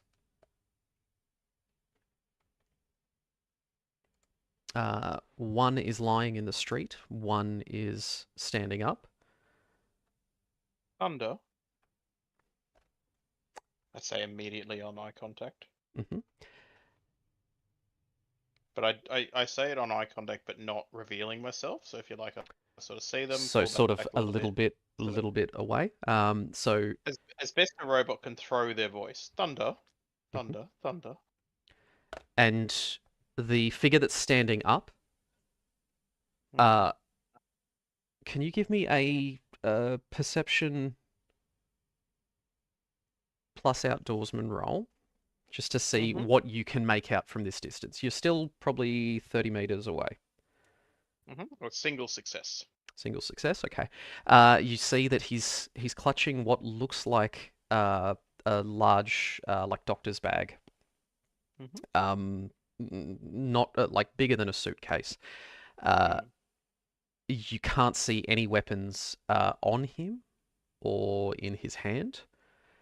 And upon hearing thunder, he starts and he's freaked out. He looks around. He hasn't spotted you immediately. He's trying to figure out where that comes from. Yeah, but that's so there was no responsive flash. No responsive flash, and he just goes, "Who's there?" Okay. Unfortunately, that's the wrong answer. So I'd like to throw a Molotov down on top of them. Oh no. Alrighty, so if you'd like to roll to hit. No problem. That is. So it's a 2 and a 20, so it is 2 successes and a 20. So we'll just see how that plays out. So just enough at this distance to be able to hit them. Now the one on the ground does not move. The Molotov ignites immediately. The person that was standing screams, he bellows, he pats himself out, chucks his bag down, and he starts to run away from this body in the road. Okay, understood. It was 3 damage and 2 persistent effects, so I would presume that. I will keep track of that. Yep. So just let you know, it did have persistent. So does that mean that he's still on fire, or the ground is? He has tried to pat himself out. So he has run. Yep, and I'll of course do a hand signal to sort of wave the group over, and I sort of, what's a hand signal for an enemy? And I'll sort of say, well, they'll see. I'll sort of wave them over to us. And I'll do like the 2 claws, which are fingers to the eyes, pointing at where the dude's running to.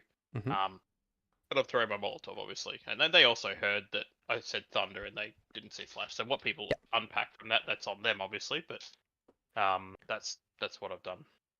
Yeah. So actually, you were ahead of the group, weren't you? So. But we're in tight knit space, so meters. Yeah.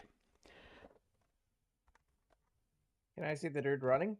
You would, as you crest the top of the pile of rubble, you would hear the explosion of the Molotov going off, and you would hear the screams from this man as you see a flaming person trying desperately to bat himself out as he's running down the road. Well, unfortunately, I think he's an enemy, so pulling out the laser musket, let's take a shot. So this is going to be a difficult shot for you at this point. He is beyond extreme range.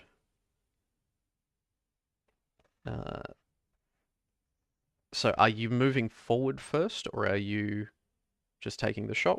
How are you wanting to do it? I'll take the shot from here. Like immediate reaction. Yep. Okay. So roll to hit. 1 success. 1 success. Shot goes wide. Slams into the rubble just beyond him. Yep. All right. So Abby, are you doing anything immediately as you come up over the rubble towards this scene? No. Hal has thrown a Molotov. Marvin has lined up his rifle and taken a shot.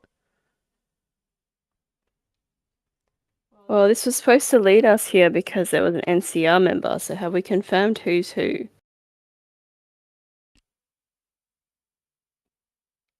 Nope, no one confirmed nothing. All they have done is called the call sign and have not had a positive response. So Hal has interpreted that as hostile.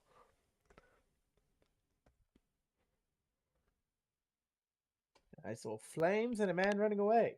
I'm going to wait. Rusty, are you wanting to do anything? And nope, I will wait and see what happens. Rockclaw? I'm gonna go down and search the bag. So it will take you. So first, because we are currently in combat, you would be able to make it to the front of the vehicle. He was standing over here. So you won't be able to search it this turn, but next turn you will. Sure. So we'll just kind of tick over Marvin and Hal as their surprise rounds. You can still move if you want, Hal. As you were the one who initiated it, you would still have your minor action. Yeah, I'll float down. Mhm. As far as reasonably practical. So you'll be able to get out into the street at least. So the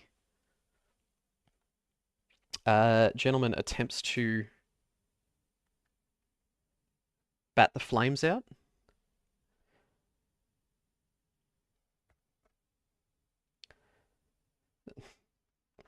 Does not succeed.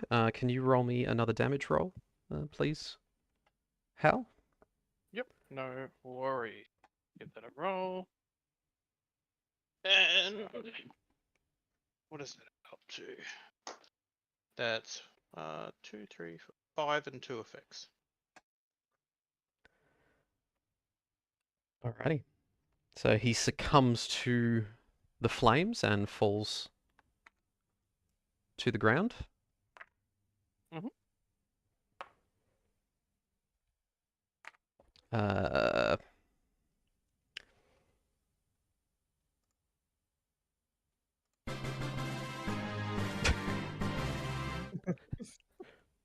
And I say, you captains, that was a close call with an enemy. I wonder who they were. And what story they had to tell. Well, Any Perhaps you should Any check their non- pockets. any non-flammable notes on them? Perhaps their instructions and speech was inscribed in stone. I feel like we've had this exact statement from you before. Marvin's gonna run over the corpse and put out the flames and try and salvage whatever he can. Yeah, So, is he alive, that dude? so both of them are very, very dead. There was one of them that was just simply a body that was burning. From the parts that aren't burnt, you can identify an NCR uniform. Oh, That shit. horrible monster had killed this man. When you take a look at the person that ran, what you see is remnants of a blue, very tight jumpsuit. With you can make out one of the numbers is a 2 of a 2-digit number on his back. Is that a vault dweller? Ma'am, I have to correct you. Was a vault dweller. You took the words right out of my mouth. An evil vault dweller has killed an NCR. We must be careful of these vault dwellers. Apparently, they are quite a handful. Don't suppose he's got a pit boy on him. Mm.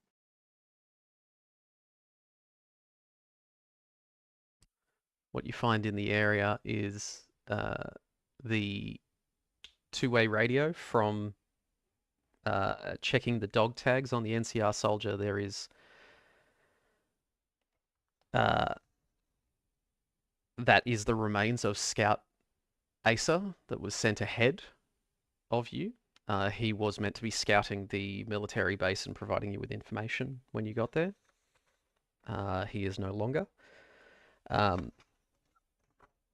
On him, you find an NCR service rifle.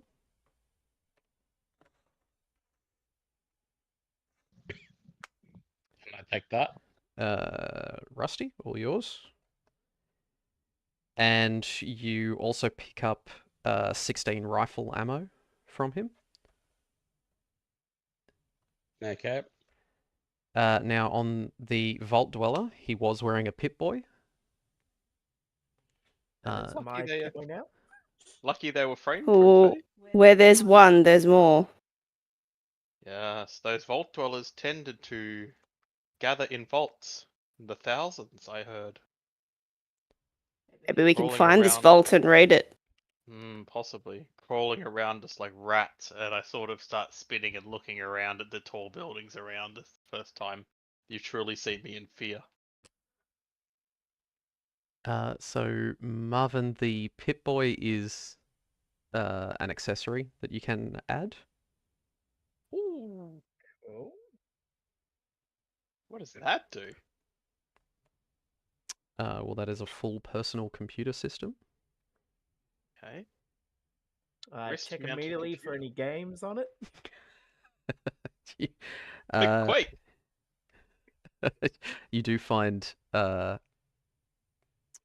what is it? Missile Command, I think was a standard one on Pip-Boys. Shooting down incoming commie missiles that were destined for different landmarks across the US. This will make the road trips easier. While you're driving. You're driving, It's the driver. you're driving with your knees and playing this on your other arm. Yep.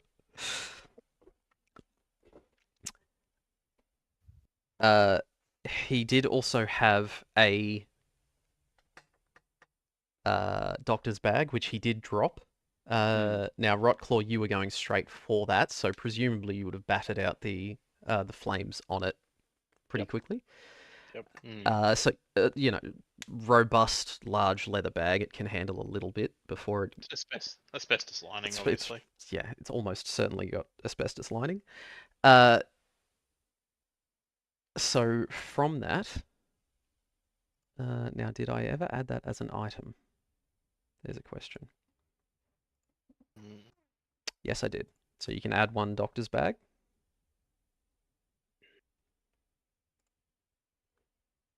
Is there anything inside the bag? So that can be used to assist, similar to a first aid kit or a med kit. Oh, okay. So reduces the difficulty of medicine tests. Has a chance to use up the materials that are in it every time you use it. So I say to Marvin, "Hey Marvin, do you want this doctor's bag?" I've already got a first aid kit. Maybe You're see if good. Abby wants it. You're good with medicine. You're the best out of everyone. Abby's full. Yeah, they are, and they've got one too. Yeah, I'll take it then. Okay. I was just Abby's looking for full. drugs. Rusty's unreliable. Marvin. Yep. Rocklaw is Rocklaw. I don't want your human bag.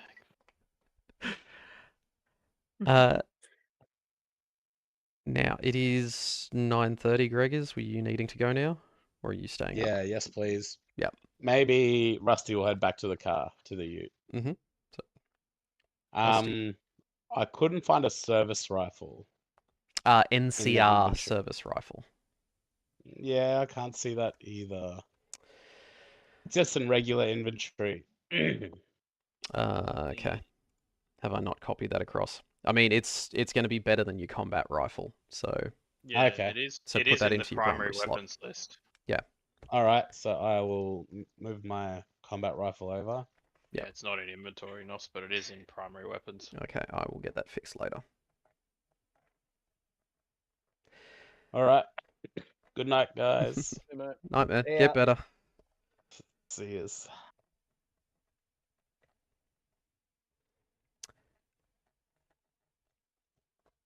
All right. So you have the dog tags for Scout Acer. You have the two-way radio. So if somebody would like to keep that, that can be added to their inventory. It's exactly the same as your own two-way radio. So We you can have Throw three. it to Rusty. Yeah. No, I'll carry that one. Oh, you'll carry it? Alright. Considering you guys are notorious for not having a radio and never being anywhere near the people with the radios. No, but that's so much funnier. I wanted to continue the tradition. I sort of hand out my claw expecting to be given the two-way radio. I just ignore you.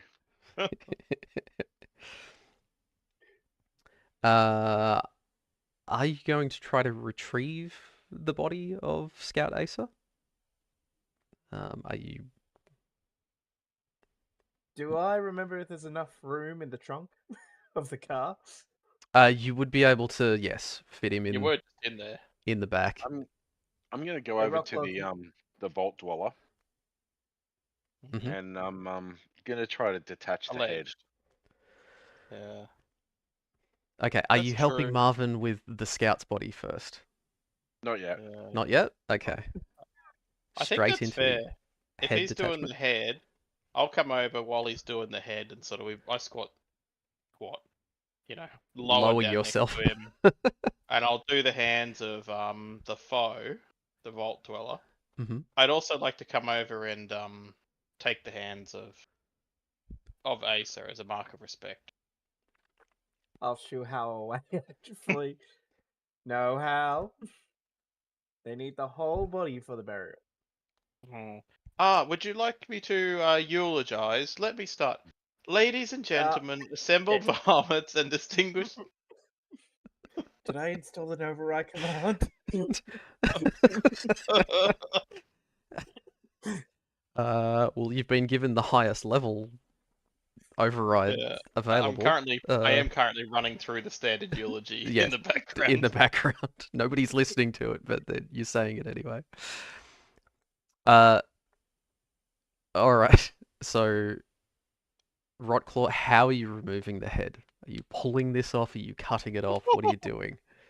I've asked this every time, so Yeah, I'm just gonna find a bit of metal because we're in scrapyard anyway. What, bash it off like you would with a baseball bat? So, just gonna find a bit of metal loosely around and just cut the head off. okay. You've got Abby standing there with about 600 different blades of different types.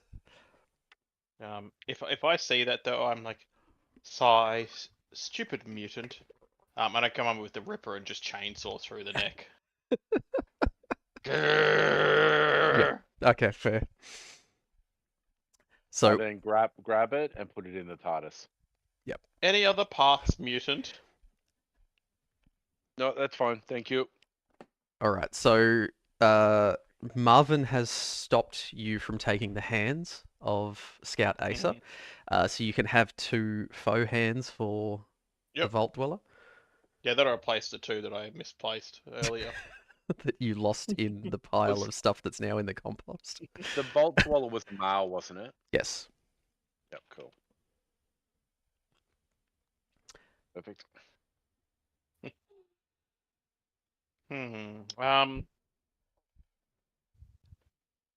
Should we keep like the number of the vault? Ma'am, might I recommend we make a record of the number of the vault of this dweller? Shouldn't it be in the Pip-Boy? Of course. Well, I heard of course because I don't listen to the mutant. So I take my Ripper and cut like a square on their back, going through the So shirt, like digging into the skin a few inches, but with the purpose of lifting a nice square of fabric off the back and then stuffing the to something into my. you're So I'm keeping- flaying this guy, is what you're doing. Is that am I understanding that correctly? No, I'm cutting a square of fabric off their back that has the big number on it. Yeah. So And taking a I'm cutting- square of flesh with it. well, when I'm lifting up the fabric at the end, the flesh doesn't come with it. Okay, so If you're that- you're not I have to deliberately unstick like it a little. peeling the. Okay, all right. You're just leaving no. a square-shaped. Well, Set there's of cuts bits of in his skin back. still attached because he did burn to death. Yeah, it's not going to be a pretty piece. But not a lot of blood because of how cauterized all the flesh is. Yep. Fucking hell. You can add that to your notes. I'm not adding that as an item. I'm running out of room for my notes. You got 12 fields. How are you running out of room? Actually, do you know what? Do you know what? Do you know what I'm gonna do with that? Because it's got sticky skin on it, I'm actually gonna put that number on my own back and Oh. wear it.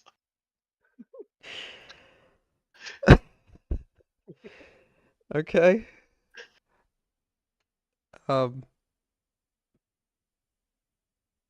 I have no words. Anything else while we're here? We haven't I guess I'll taken their check the pit feet. boy, just see if I can get any like maps or something more information about the local area. Their quest, you know, any records of where they've been, etc. So you can access the base operating system, and you've essentially got a version of Notepad installed. You've got like calculator and a few bits and pieces. Every time you try to access anything further than the most basic things, it is asking for password verification. And knowing Robco, this is going to have the highest level security on these Pip Boys. Do they have like a forgot my password link? Try one. I'm thinking it might Try be 1, written 2, on it. 3, 4. I try 1, 2, 3, 4.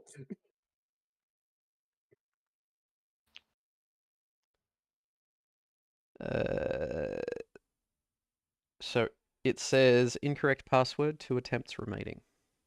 Okay, I think you should do a thorough search to see. There's 2 options here: either tattooed on their body or just written on the Pip Boy. Now, alternatively, you could wait until we get back to base and use some bullshit computer to try and hack it. Yeah, I'm gonna wait. Because if this was like an Apple iPhone, which it probably is, the trick with jailbreaking or breaking passwords on those is you sort of get in and you can do a trick with the software where it resets the password attempts, so you can just do it an infinite amount of times, and that's how they eventually get them, is by they brute force it, but you can reset password attempts. So perhaps we should do that. Yeah, I'm gonna do that. I really want to play this game. So Or you we can play set the games. length. You can use the basic stuff that's installed. Any kind of personal files, any kind of Did you write anything in the notepad? no, it's blank. Good. So I when you really open it wanted up, to know it's this like character's opening a new backstory. file. Yeah. We Can you at finally least had do a a quick- chance.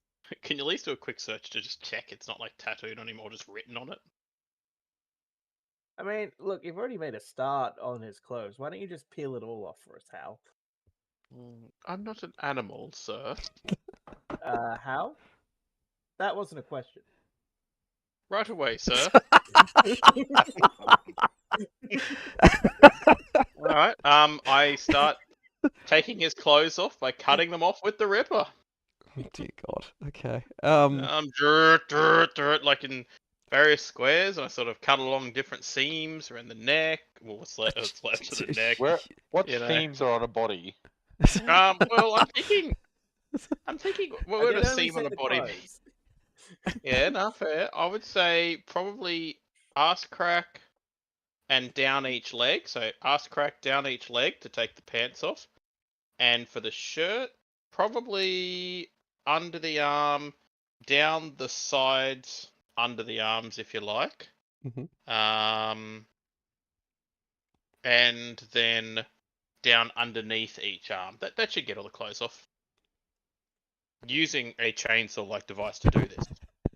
So keep that in mind, DM, if for some ungodly reason there was something written on them. So if you want to give me an attack roll with your Ripper, Sure. I want to see how much you butcher the absolute shit out of this. Yep. The answer is 1 success, and I won't be One rolling success luck or whatever because I'm doing my thing. You dig in deep enough where you're hitting bloodied flesh, you are making an absolute fucking mess of it. Between the full thickness burns that he's received and from, I'm assuming, petrol or whatever it was that was in your Molotov burning through his skin, and the ongoing damage that you've caused with a Ripper, which is not designed for this purpose. It's not a scalpel. This is a small chainsaw. I'm aware. I've seen what chainsaws do to clothes. I mean, arguably, as soon as I started trying to do this, it would have just ripped them off anyway.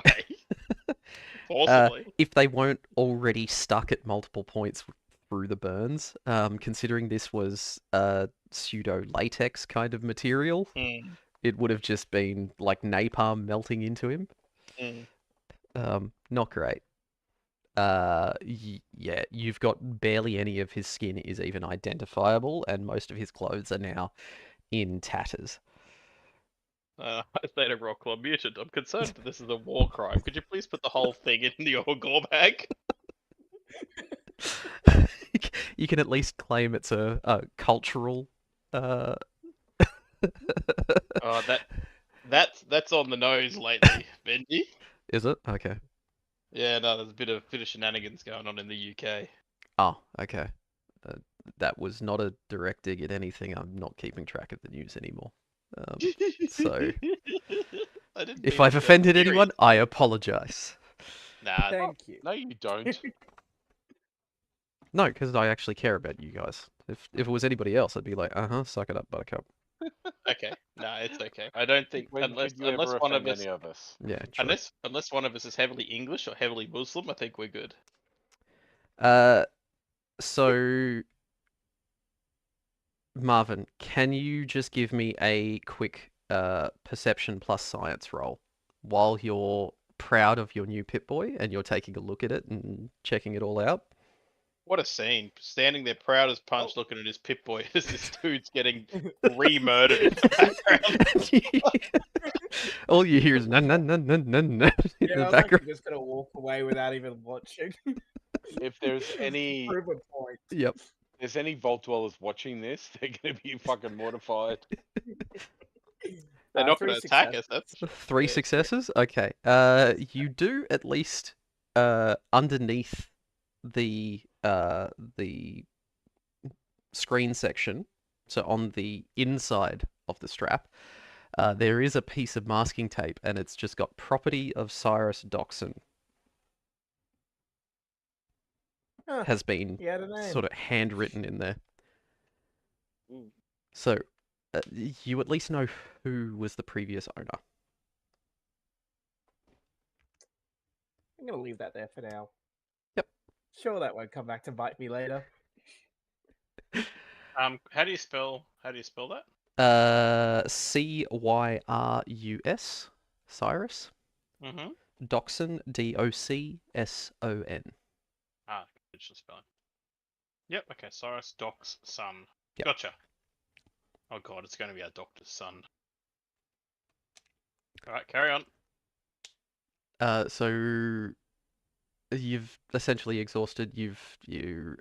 Marvin was wanting to load up the body of Scout Asa into the ute. Are we carrying that back? Yeah, we'll carry it back now that we've, brutalized the body. The other one left a small gore pile. And this one we'll treat with the utmost respect. Yeah, because he was well, a we friend, do. not a foe. All right, so I was Rotclaw, running you an just alg. I'll throw sorry. him over my back. Yeah, sorry, Hal. Go on. sorry.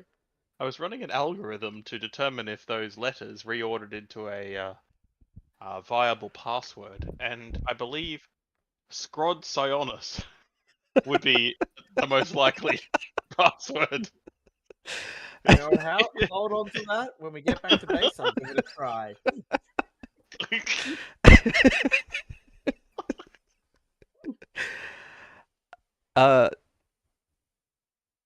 Now, if I could get all of you to please give me an agility plus sneak roll. So this is checking how noisy and horrible you've been while you're doing this. And I I'm already, running hot. One. I'm I running know. hot and loud, baby. Yeah, I know. 2 successes. Okay, so Rotclaw's been keeping to himself. Abby's got 1 success as well. So I'm assuming Hal's got 0 successes by that response. I mean, he was tearing apart a body. All I can say is my rolls are very RP. Marvin, how many did you get? One. 1? One success. Okay. So, as expected, Hal is just being noisy as fuck. As you're moving around, let me note that down.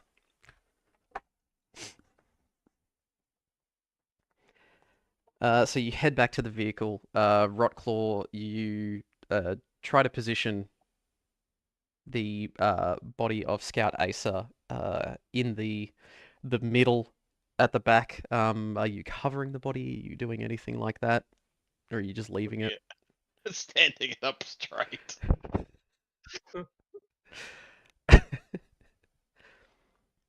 Doing like a weekend at Bernie's thing, are we? No, we'll just sitting down in the corner. Okay. So Respectfully. he's just respectfully jammed into the back corner of the ute. Well, we Folding him over. We got to move him out of the way of the boss. You know, that's her spot. So Well, yeah. I mean, otherwise she can't surf. correct. Proceeding further, you back out of the hiding spot. Nobody had found the vehicle. You push on and start heading back onto the road, trying to pick your path through. Rusty's doing his best to navigate. It's getting more and more difficult. You continue for another 15 minutes or so, just having to stop, double back, go another few steps, stop, double back, pick a different path, over and over. Marvin's getting quite I'm going to say physically exhausted. Not necessarily exhausted, but you're feeling the strain of just continuously stopping what you're doing, turning it around, changing directions. The buff that's wearing out, guys. Oh, how much longer? At this point, As long as you like, sir. Would you like me to make a camp? Maybe. Let's see what God has to say.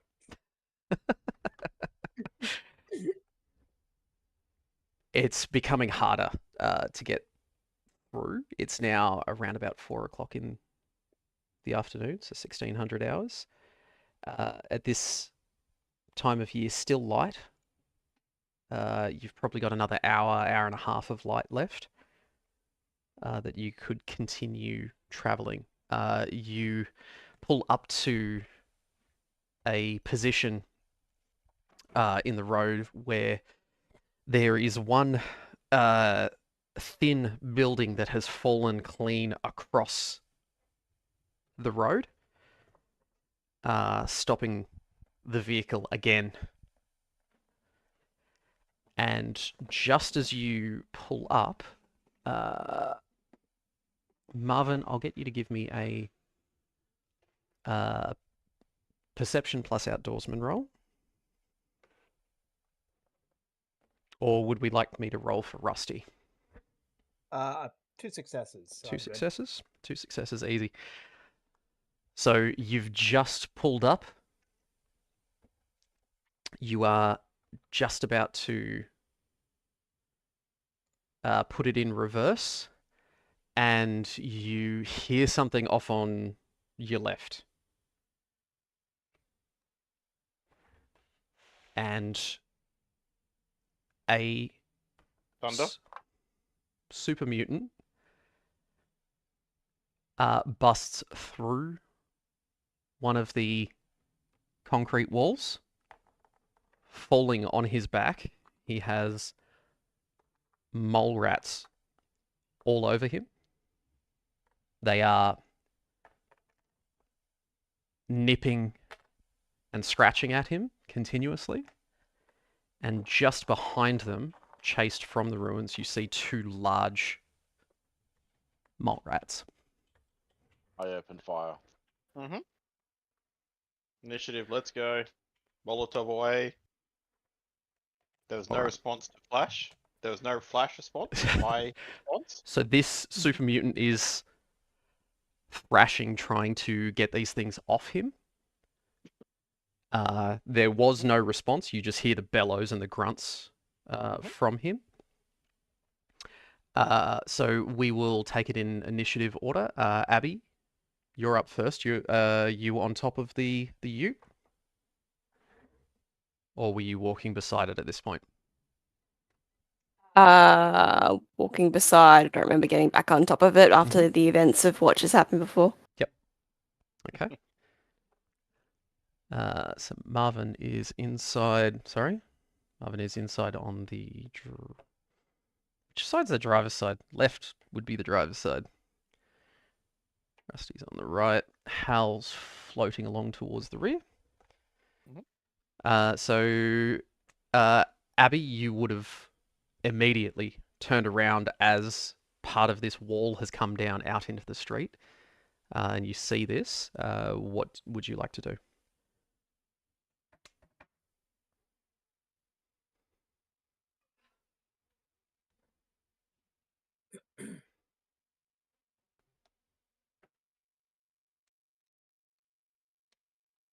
A bit nasty.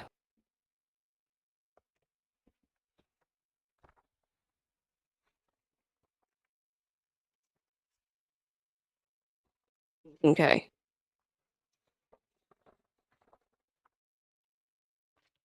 I'll throw these. Yeah, what are you throwing and what are you throwing at? Mm, You got Are they still mole rats? They're baby ones. You got little ones and then you got big ones. Oh. And then you've got Well, the little ones are closer. Why is he lying down? So he has just been cannoned through this wall out into the street. And he has these mole rats are all over him. Okay. They're Sorry, I was nipping just and responding biting. to a work email. Okay. So So what are throwing. you throwing and who are you throwing it at? Yeah. Just checking. My barb spear. Mhm. I'll go for this one. Going for closest one, you'd be better off with the tomahawk. It'll make it more difficult if you aim for that one. Your spear's a bit longer range. Okay, just because I got 7 d6s instead of 6 d6s. Yeah, it does more damage, but it's harder to hit at close range with it. Right, go with the tomahawk then. Tomahawk? Yep. Yeah, well within. 1. 1 success is enough. Roll damage.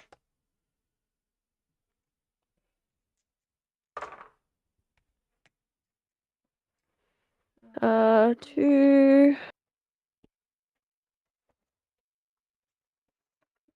5.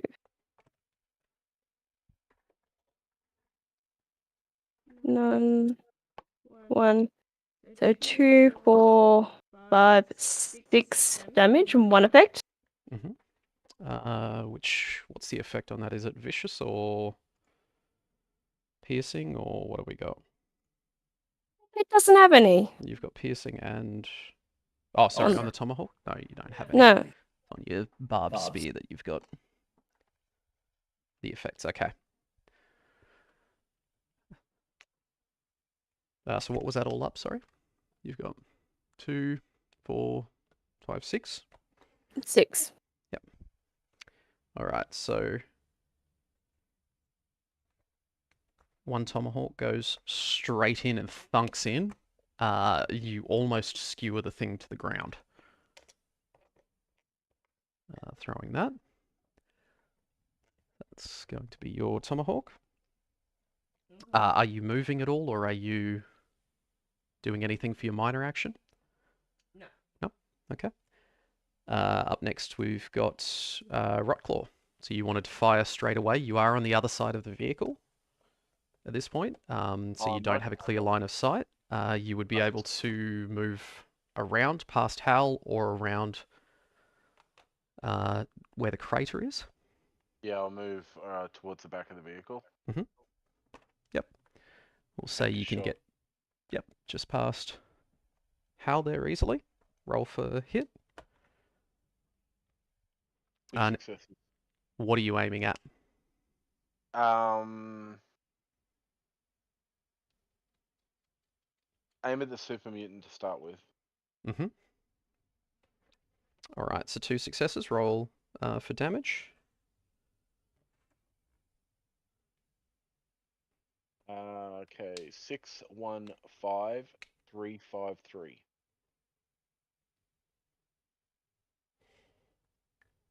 Okay, and are you holding the trigger down to hit a second target? Yep. Let's Mhm. go. Yep. So spend Try- 2 ammo instead of 1. Yep.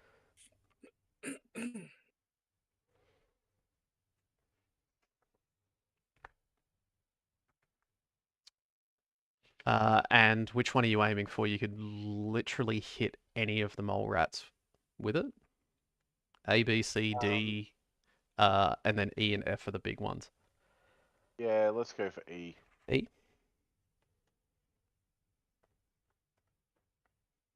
It's pretty much directly in the line of sight, like Mhm. in order, so I didn't have to move it much. Yep. All right, Marvin, you're up next. All right. Minor action. I'm going to ingest some jet. So time slows down for you. Grab my laser rifle, and Mhm. I'm going to take a shot at some of the rats first. Mhm. Let's go with. Let's go with B first. Go with B. So that's the one that Abby already hit.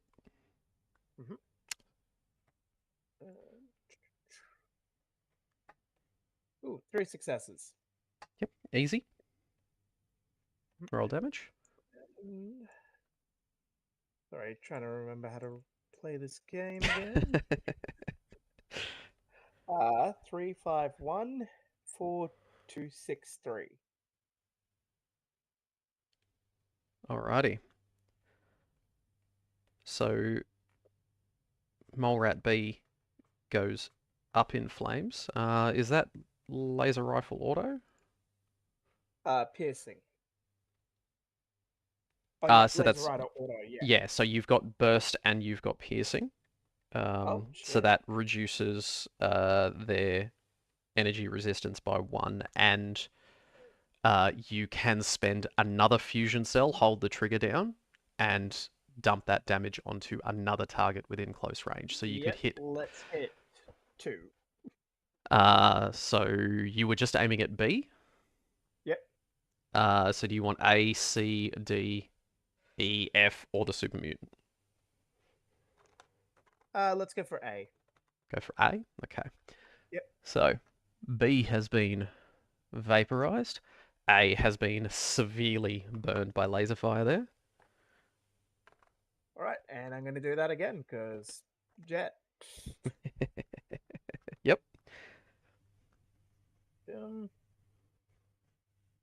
2 successes. Yep. Easy. And which one are we aiming at? So we'll go for A first. A again. Yep. With 6, 5, 6, 2, 1, 5, 2.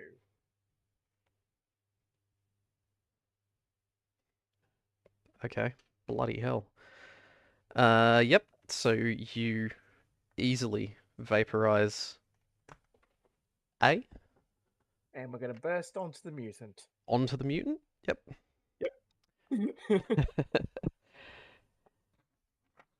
The super mutant thrashing picks up one of the mole rats, throws it against the ground next to him, grabs the other one, pulls it across, and then a volley of laser fire goes into him.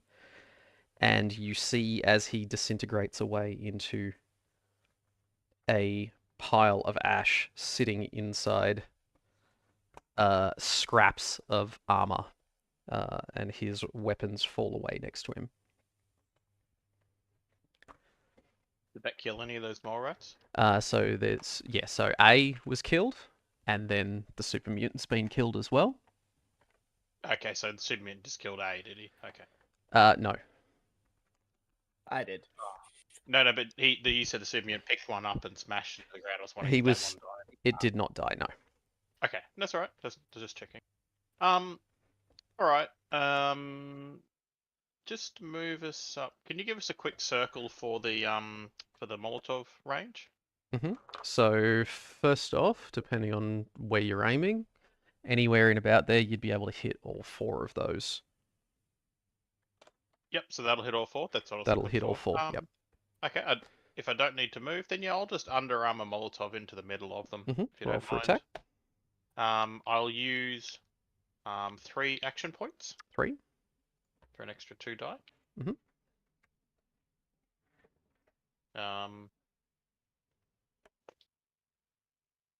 So that'll be 1 success, 2 successes. So not that great. 2 successes. 2 successes is perfect. So roll for damage. Yep, no worries. So that's it's only 2 damage in effect. But I'll spend a luck to auto crit. So what do I have to do there? So in which case we're hitting 4 different targets. So you've got a body position die, don't you? I do have body position die. If you can roll that 4 times for me. 3 times. The better criticals I've got. Oh, it's up to 3. That's right. up Yes. to 3, Sorry, yeah. we did cap it, didn't we? Yep. So you've got a torso, a left arm, and a right arm.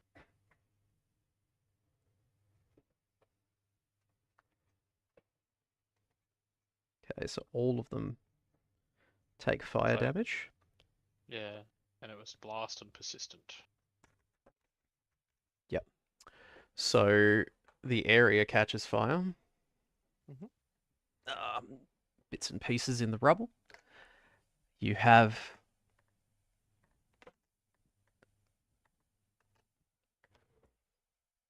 all of them squealing in pain. The one that was hit in the torso has been hurt extremely badly. The 2 where their legs were closest to the blast, it's completely knocked the wind out of them, and they've dropped to the ground face first. All of them attempt to burrow to put these flames out.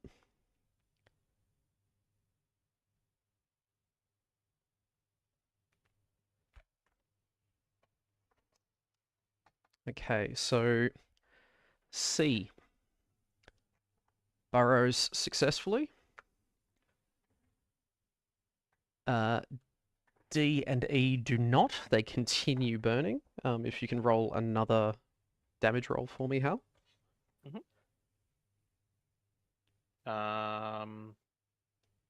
3 damage, and the effect, the blast effect.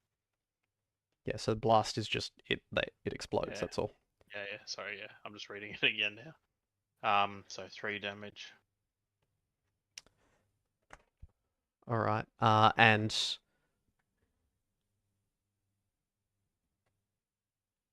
so D and E attempt to run from the flames straight at you. Mhm. And the closest target they can see is you, Abby, in your bright yellow armor. You would I'm stand rushed. out. Bring their flame tokens over too, because it's persistent.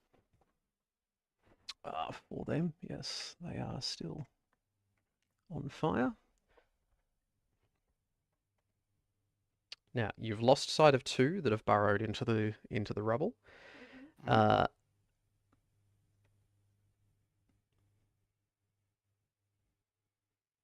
before the top of the next round, I guess a quick question. I want to trigger my action, boy or girl, to get my 2 free action points. It Mhm. just says once per combat, so I presume I can take that any time. in Literally combat? any time. So you can cut in before somebody takes a Yep. Well, turn. chuck You them can. on. Chuck them on now then. So Abby. So the first one bites at your power armor, does 6 physical damage. Manages to find a gap near your leg. So reduce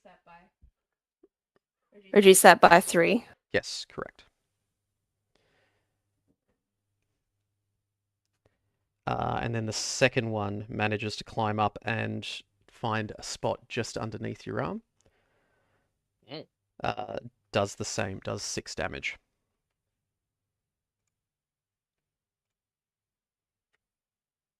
Mm.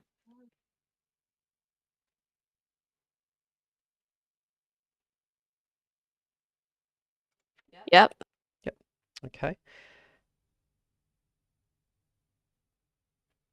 All right, and then it's back to top of the round. So Abby, your turn. Okay, so explain the aim. So that's where you're using your minor action instead of you moving for your minor action, you're lining up the shot.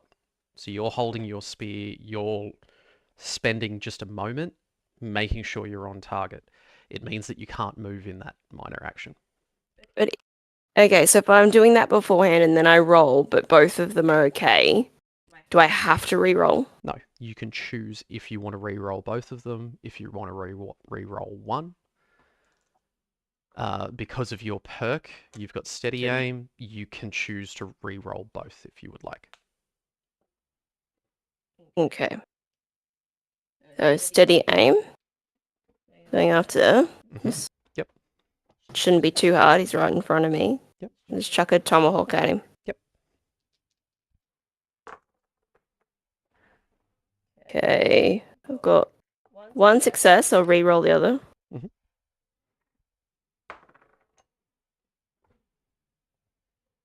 2 success. So you generate back that last action point. If you want to roll for damage. 1, 2, 3, 4, 5. Another one go. You got. I think I only rolled 5 last time. Oh well. Oh well. Okay. No. 2, 1, 3, 4 damage. 4 damage. As this burning matriarch runs at you, you skewer it to the ground with your tomahawk. It's now stuck in place, just smouldering slightly. Up next is Rocklaw. Are any left? You've got 2 that have burrowed. You're not sure where they've gone. And you've got 1 that is on fire in front of you that just attacked Abby. Oh, okay. I'll attack that one. Yep. I'll aim it at first. Yep, so it is right up in front of you, so with any of your weapons that will increase the difficulty. If you want to back off a bit and give yourself some space, you might have a better shot. If you want to aim, you won't be able to move though. Let's just go up to it, and I'm just gonna punch it with my Power fist? power fist. Sure. 1 success. 1 success is enough. Roll damage.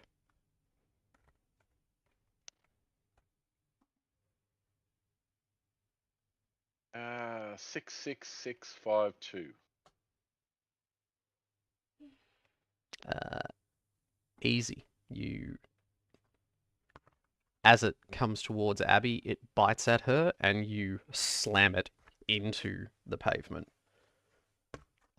leaving it a bit of a gory mess. At that moment, the 2 that have burrowed pop back out. Let me just get rid of some of these corpses first.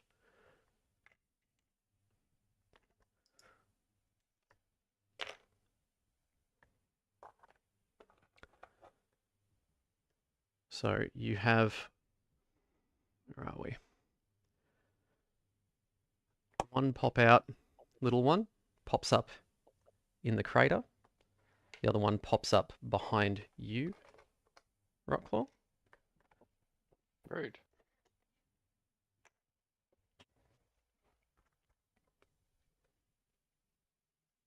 Marvin, you now get a turn. So they've just taken their movement.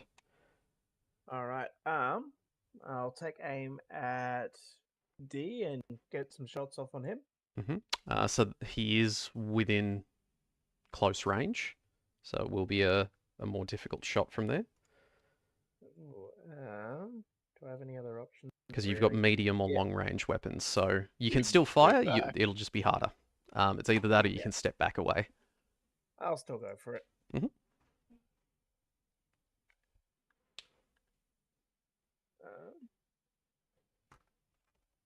Just gonna use my perk to re-roll d20. Mhm. Still one success. One success, okay. So your shots go into the lip of the crater that it's just popped out of. It's not able to hit the mole rat. There's still dust and debris clouds making it hard to see exactly where it is. Nice shooting, Captain. And aggressive and hopped up on Jet, I go to kick it. In which case, if you want to give me a strength plus unarmed roll. One success. One success. That one is enough to Yes. connect with it. So if you can roll 2d6 for me. Jesus. 6. 1 6. Okay, so you do 2 damage. You manage to kick it right in the leg that's obviously badly hurt, and it flops down. It's not dead. It's still writhing at you. It's like a fish dying, flopping. Yeah, it's flopping around. It's not happy. Hal, you're up next. I don't really care about the one attacking the mutant, so I'll go up to the one in the crater that's threatening my captains. Mhm. And I'll attempt to give them a touch up with the Ripper. You're going Ripper? Yep, sure. One success with the. That's I enough. think I'm not in. Oh, what is that? Unarmed. No, 2 successes. Sorry. But Yeah, that's fine. One is enough in that case, and you're already maxed out on action points, so. Yep. And the Ripper does. Woohoo! This will be a good one. 2, 4, 5, 6, 7, and Vicious makes it 8 damage. You go clean through this poor, writhing, tiny mole rat. And cut it in twain. With a squeak. I then use my movement to go up to the super. Oh no, I already used my move. Sorry, of course I moved to there. Never mind. Yep. That's me. So the mole rat matriarch then takes 2 attacks at you, Rotclaw. So she does 7 physical damage. With the first, biting at your leg. With the second, she does 5.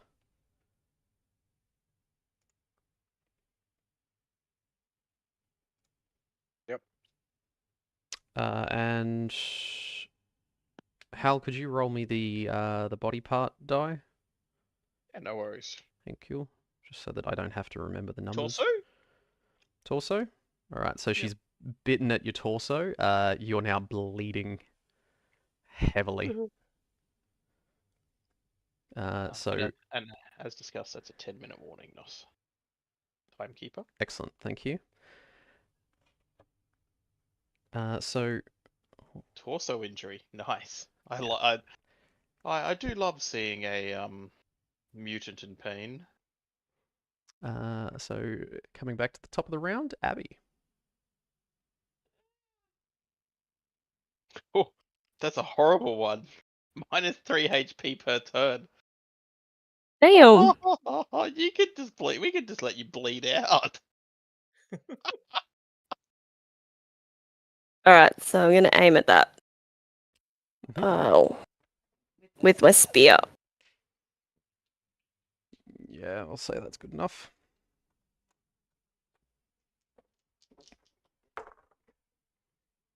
Re-rolling. Mhm. Ooh.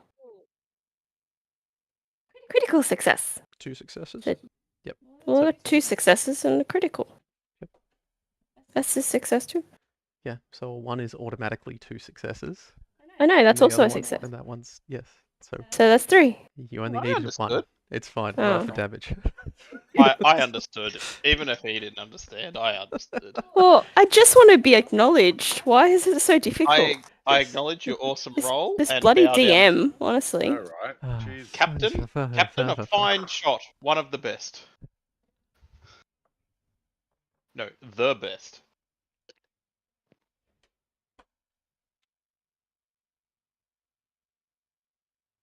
As we tally damage.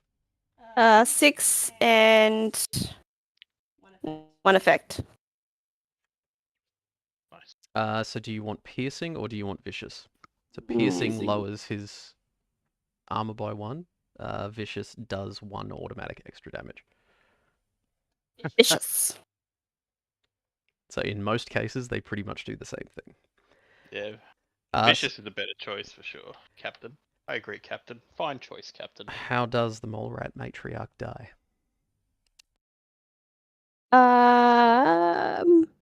Somehow my barbed spear splits it in half. Don't know how it happened, but it did. Maybe it was really irradiated. It was more jelly than solid.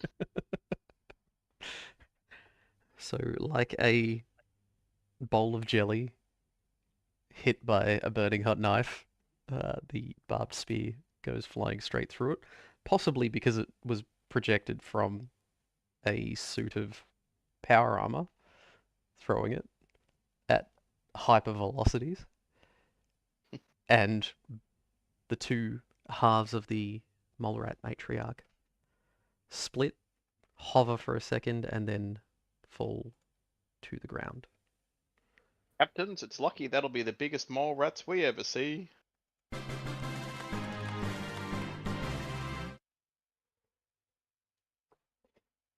How much experience from those 2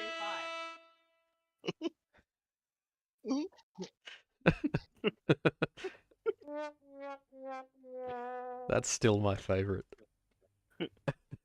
Well, actually, we'll need to add a whistle in because I do have a whistle that I can blow. Well, there was 2 fights, and we didn't get our experience. So what was our experience for both? Yeah, no. You- Bullshit. Brutally murdered a civilian in the street. It was quite the experience.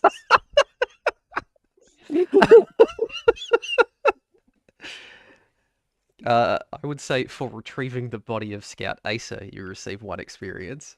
I'm not giving you experience for murdering civilians willy-nilly. And for defeating the mole rats and a super mutant, you can have 1 experience. Marvin, Yeah. can I ask for some healing? Because I'm currently bleeding quite a lot. Bleeding Oh, out yeah, to you get are. deeper just to die away. So Marvin. I'll run over and patch up Rocklaw with the first aid kit. Uh, So just Marvin, wait, before you stabilizing do it. that, do you mind having a look over here at something? Very important. Now get the other captain to have a look, Hal.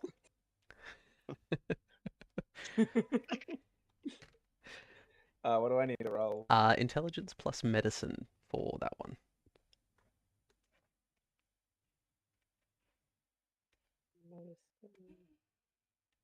3 successes. 3 successes, so easy. So you do intelligence plus medicine. So what's that? 8 plus 6, so 14 plus 2. Plus 1 for medic novice. Is the mutant lying? Presumably the mutant's lying down while you're doing this, right? Yes. While you're doing this, can I take my poncho and lay it over you like a sheet over a corpse? So first thing, Marvin, you consume the last of the supplies in that first aid kit. No. Using Give me up a doctor's bag. I drank down the last of the Yeah, rubbing anything, alcohol. yeah, all the little vials and syringes got little bits left. You just like suck them dry. You cut up your gums badly while doing it. So for now, Rotclaw, you are stabilized. You have not healed your injury. You need proper healing to fix that, but you will not continue to lose HP. You can basically heal back to full health there. I can get rid of the injury.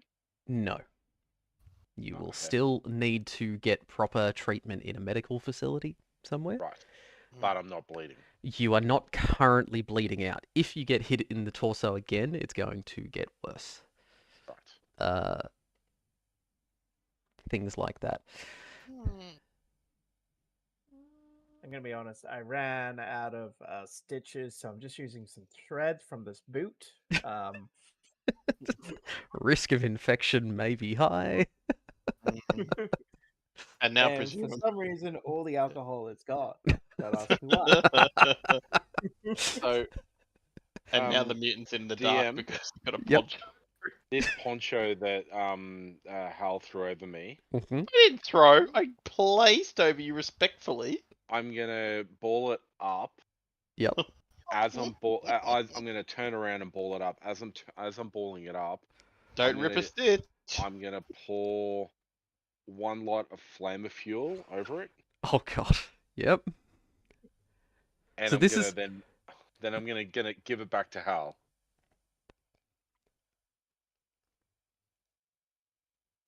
So do you take it, Hal?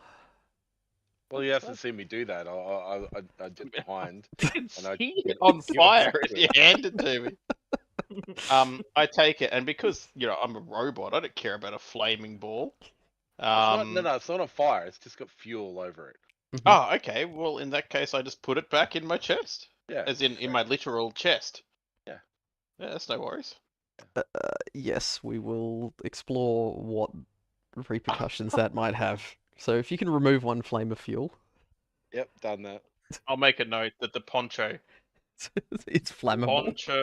is covered, is soaked. I'll say soaked. Soaked. For effect. Soaked in flame. Now I call it an improvised explosive.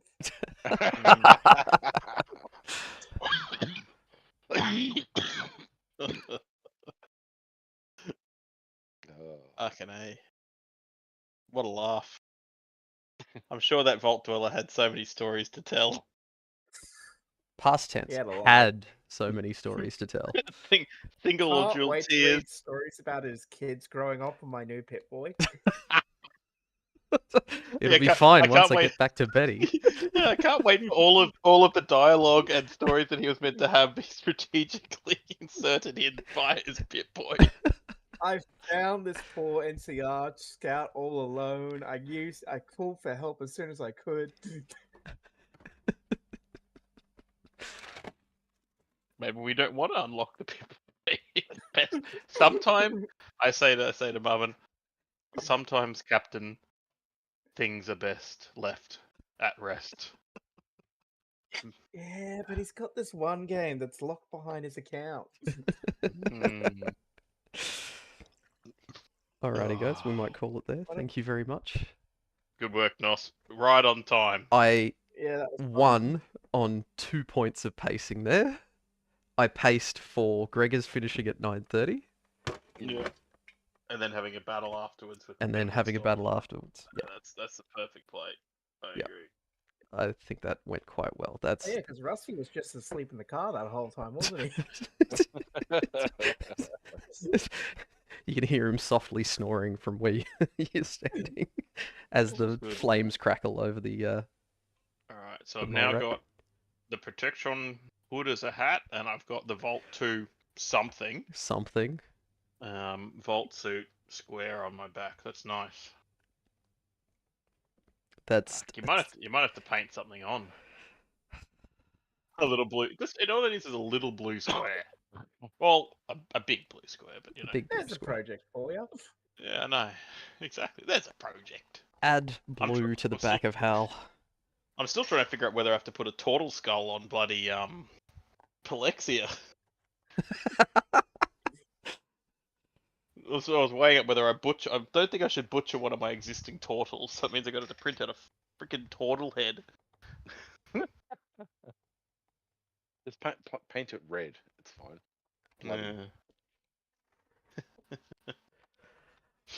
Oh, I'm looking forward to this episode's this episode's like debrief at the end of the season. it's fine. Honestly, I don't think we did Fine. anything wrong. The Hitler and Hal did nothing wrong. Look, I am impressed that we're 12 sessions in and you're still remembering call signs and countersigns. I'll just add this mutant's 2 hands now before I forget. Oh yes, Maybe. okay. Just so I don't forget it. I'll note that down. Hands already removed, so that you don't try to double dip next time. Yeah, and head presume. Well, actually, I don't know. Do super Does- mutants Well, he take did other say super to mutants Ash, for their gore actually. bag? yeah. Have you been taking super mutant parts for your gore bag? He didn't take any last time. What do you mean? Or super mutant parts? Well, you're a super mutant, right? Do you take super mutant parts for a super? Like, does a super? I'm gonna ask ChatGPT this. Do super mutants take other super mutants for their gore bags? Let's see if there's anything anywhere in books or lore or whatever. Fallout. I'd say Law no for question. for Hmm. like honoring my kind. That's exactly it. Would it be a thing where you're like, no, I don't really want to butcher other super mutants? Okay, let's find out. That's in Parts for their poor gore bag. taste. Yeah, I mean, Yeah. literally tearing Dan's head off was fine. Well, that's different though. That was out of respect. Well, okay. This He is the was question. only a human. Yeah, So the TLDR is, you know, given that they're pretty brutal, chaotic in nature, it's possible, but typically in the lore, as we know, in the lore, it focuses on humans and non-mutant creatures being a part of the gore bags. Yep. So I think it'd be reasonable. There hasn't really been anything to say that they put. Well, that that's going to be good for you. Well, not good for you, good for Rusty, I guess, because they don't really take any. they don't take ghouls. Yeah. Yeah, they don't take mutants. Never thought about that, but that's fair. They don't really Mm. put ghouls in there either. Yep. They prefer their meat fresh. It's fair. Why not? Yep.